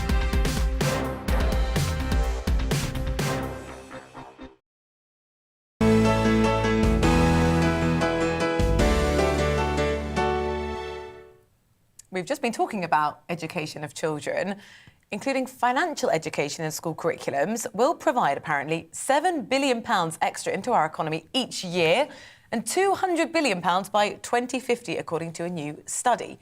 Kids' financial education and banking app GoHenry believe if all adults have received such education during their time at school, the UK may have thousands of extra businesses a year. Adults who don't learn about money at school are less able to save, more likely to end up in debt and face unemployment. They also say those who receive financial education will be £70,000 richer in retirement. Well, Louise Hill is the co-founder and chief operational officer at GoHenry, the kids' prepaid debit card and financial education app behind the study, and joins us now. Louise, good morning to you. Good morning. I mean, this sounds great on paper, and it's sort of almost common sense in that we should all, when we leave school, have an idea how it works. I mean, I didn't, and lots of my generation didn't. Is it really different now? I think that's very much still the case when we talk to customers, and this study indeed shows that there are still a huge number of people who aren't taught financial education when they're young. And we released this study to show just how important that is. So talk us through then, as parents or for primary school children, what kind of lessons should they be having to give them some sort of backbone of financial education? Well, we've recently launched Money Missions inside the GoHenry app, which is an in-app gamified money lessons designed to educate children and promote better financial literacy. And I guess we used this study to show the positive difference that financial education can have on individuals and businesses and the wider economy. We've spent a lot of time and money building this because it shows just how important it is. We've from day one, our mission has been to make every kid smart with money, and it remains that today. The money missions are adapted to each child and age and stage and confidence with money so that they can work their way through and learn all the money basics. So earning, saving, spending responsibly, about interest, about pensions, all those effectively essential life skills that make such a difference later in life. Yeah, I mean, you list those things, and I can honestly say I'd probably struggle even now to answer some of them. But what would be the priorities, Louise? Is it learning about interest rates, how they work, how credit cards work, how you pay these things back? Because those are lessons for life, aren't they? They are absolutely life lessons. And what's been interesting is to use this study to show just how important it is that it's learned young, and what a difference it makes if these skills are learnt young, because they change life outcomes. They change, you mentioned some of the stats earlier in the introduction, up to £70,000 extra in your retirement pot when you reach that age. Much more likely to have a nest egg, up to £5,000 sat in a savings pot just in case there's a rainy day, and far less likely to be unemployed. Those are massive differences in life outcomes, and if we can embed those skills at an early age, then that's got to be the right way to go. Problems later on. I mean, I was speaking to someone the other day who was struggling to pay back a loan that they got out just to pay for a holiday. You think, how did that set of decisions take place? Are you nervous about the real rise and the increase of companies like Klarna that really promote this sort of buy now, pay later, particularly for people who maybe don't have that financial knowledge? I think it is a risk. And I'm going to anchor that back again to just how important it is that we are teaching kids about money and how to use it. If they have an understanding of the fact that money has to be earned, if they have an understanding that when you spend it, it's gone, then they're far more likely to manage buy now, pay later, or credit cards or loans later in life. They're far more likely to manage that confidently and control it and use it to their benefit rather than the other way around. About education and homeschooling and this sort of thing. And there was, I think it was home economics it used to be called, but you'd learn about cookery and things that actually you should leave school having a basic idea how to look after yourself. And we still don't have that, do we? I think that's right. I think schools are absolutely needed to deliver the pillars on which financial education rests. So you need to understand the basics of math. But money really is about doing. You know, I often relate it back to swimming. You can learn the theory of swimming, but one day you need to get into the water and start actually to do it. And it's really beneficial to start it early. Money's exactly the same. So we're trying to bridge that gap in financial education. Kids can learn about maths in school and learn the basics there, but really we need schools and parents and industry like GoHenry and the government all to come together to bridge this gap in financial education and equip kids with the money skills that will set them up for the future. I think financial literacy, it's increasingly on the agenda at schools, and it is improving, but there's a long, long way to go. Parents are clearly paramount in this, and we were just talking to Chris McGovern about the rise, actually, in parents homeschooling their children. What advice would you have for parents of sort of primary school children when it comes to things like pocket money and giving children some financial independence of their own? Well, the whole reason for starting GoHenry was to try and provide a tool for parents that would help them teach their kids about money. But regardless of that, I think advice for parents, I'm always very careful about giving advice to parents. I think parents have a lot on their plate. But just give your child some money. It doesn't matter how much. It doesn't matter if it's 20 pence. Give them money. Let them make the decisions about it. Let them learn by doing. Let them make the mistake. If they spend that 20p on something and then regret it later, they've learned something. And far better a small mistake made, you know, a £20 mistake made age 7 than a £2,000 mistake made age 27. It's all about learning. About 57. I mean, there are a couple of generations who've missed out on all this. Yes, I didn't have financial education at school. I distinctly remember my dad giving me 5 pence and my brother and I 5 pence on a Saturday evening when he went down to the local newsagent to pick up the local football results newspaper. And we used to agonise in the car about how we were going to spend it. Was it on sweets? Was it on a comic? Was it on... Probably spent it 20 times over in my head on the way down there. But, you know, that's learning. Taking the decision on what is the need versus what's a want, whether I'm going to spend it all on one thing or save it up and wait and buy something bigger. Those are all fantastic ways to teach your kids about money and to let them learn. Louise, it's a fascinating subject. Thank you very much for helping us out with that this morning. Good to see you. I learnt a very difficult pocket money lesson as a child. In having an argument with my parents, I wouldn't be quiet. And I was told very simply by my dad, I've told you to be quiet. Every word that you say now is a week's worth of pocket money. And I just said, no, that's not fair. And he just stood like this. And I missed weeks of pocket money. It was, yeah. What trauma I've lived through. I'm going to write this down and see how we can adapt this. I must be aware. Right, now, here we go. This is a story that's got you all talking. A Norwegian Christmas advert, and it shows Father Christmas in a gay relationship. Now, it's been described as beautiful, powerful, and progressive. By whom, I don't know, but it has been. This is it. The viral romance film titled When Harry Met Santa was created by postal service Posten to mark 50 years since Norway decriminalised homosexuality. Marketing director Monica Solberg says Posten is an inclusive workplace with great diversity, and we would like to celebrate the 50th anniversary with this fine love story. Well, joining us now is Conservative political commentator and activist Darren Grimes. Darren, a very good morning to you, if you are there. I mean, lots of you have been getting in touch in the meantime, so please keep them coming in. It'd be really nice to hear from Darren. There he is. At gbnews.uk. Yeah. Darren, you watched it. What do you make of it? Well, listen, I think our thoughts and prayers have to be with Mrs. Claus at what must be a very difficult time, right? Clearly, this is a very private matter for her that's made incredibly public, and no doubt there'll be a major custody battle over who gets the elves. But I think actually watching the whole film, to be kind, I will say how nicely shot it is, right? The production and everything behind it, I think, is commendable.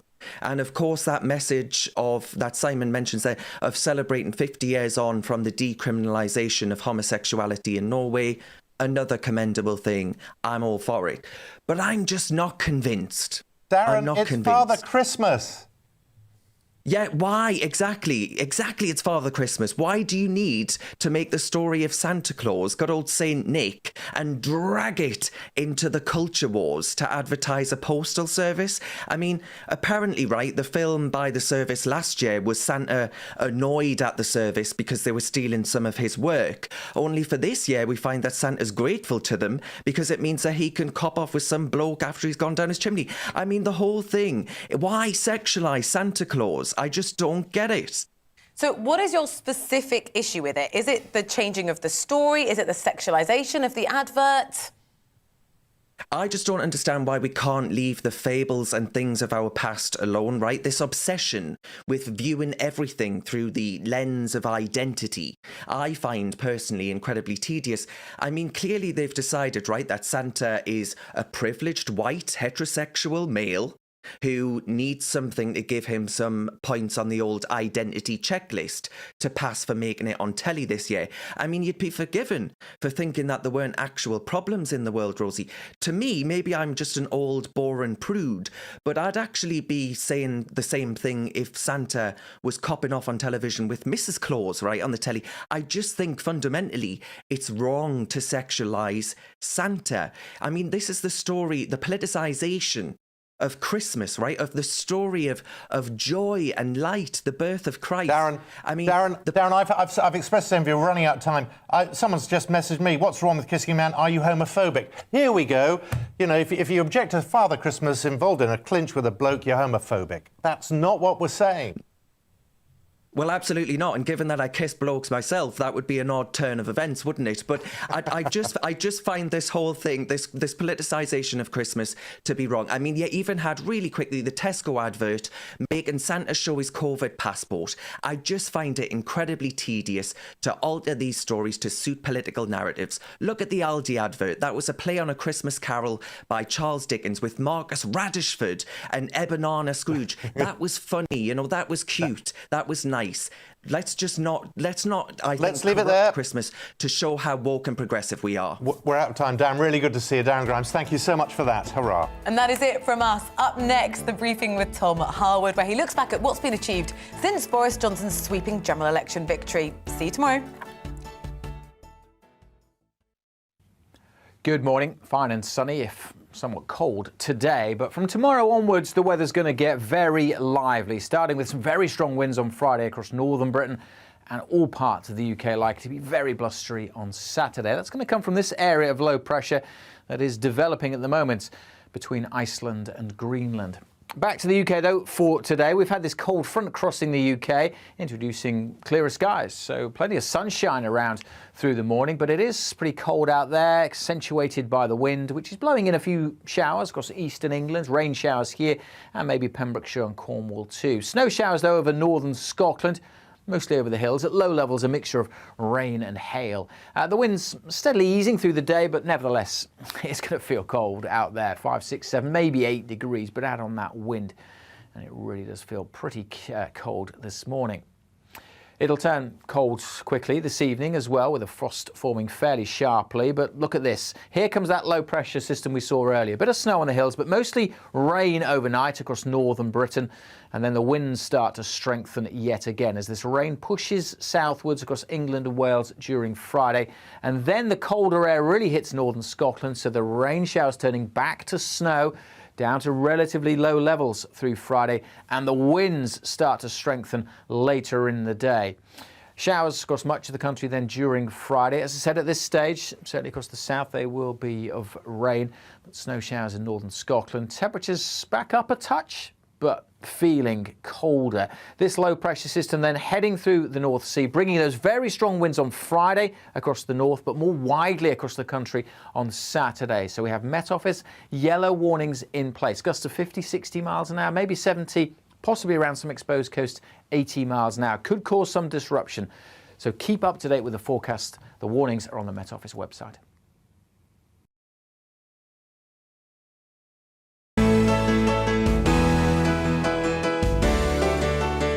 You're watching GB News live across the UK and the world on our digital stream. GB News is Britain's news channel. We are the UK's home of discussion and debate from all perspectives. We are here for you. Don't forget to join our YouTube community by clicking on that subscribe button. And if you want the GB News app, you can click and catch up on programmes anytime. We love to hear from you, so email us. gbviews@gbnews.uk. Thanks for being part of the GB News family. My name is Andrew Doyle. Join me every Sunday evening at 7 p.m. for Free Speech Nation. This is a show where we address current affairs and news stories of the week with the help of two wonderful comedian panellists. I brought in comics because I want to give it a lighter edge, and also they work for less. See you there.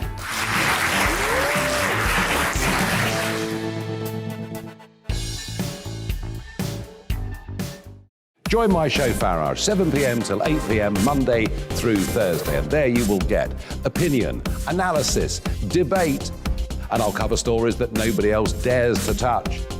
And then for the last 15 minutes, talking pints. We're over a drink. We have a civilized conversation with someone. We very often disagree, but we do it in a grown-up way.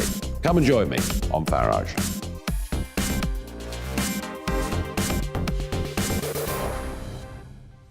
I'm Colin Brazier.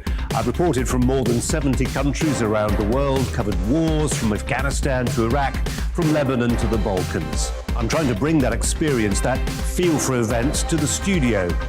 And something else, I'm ready to give an opinion. Today's stories with a spark. Brazier from 8 p.m. weekdays on GB News.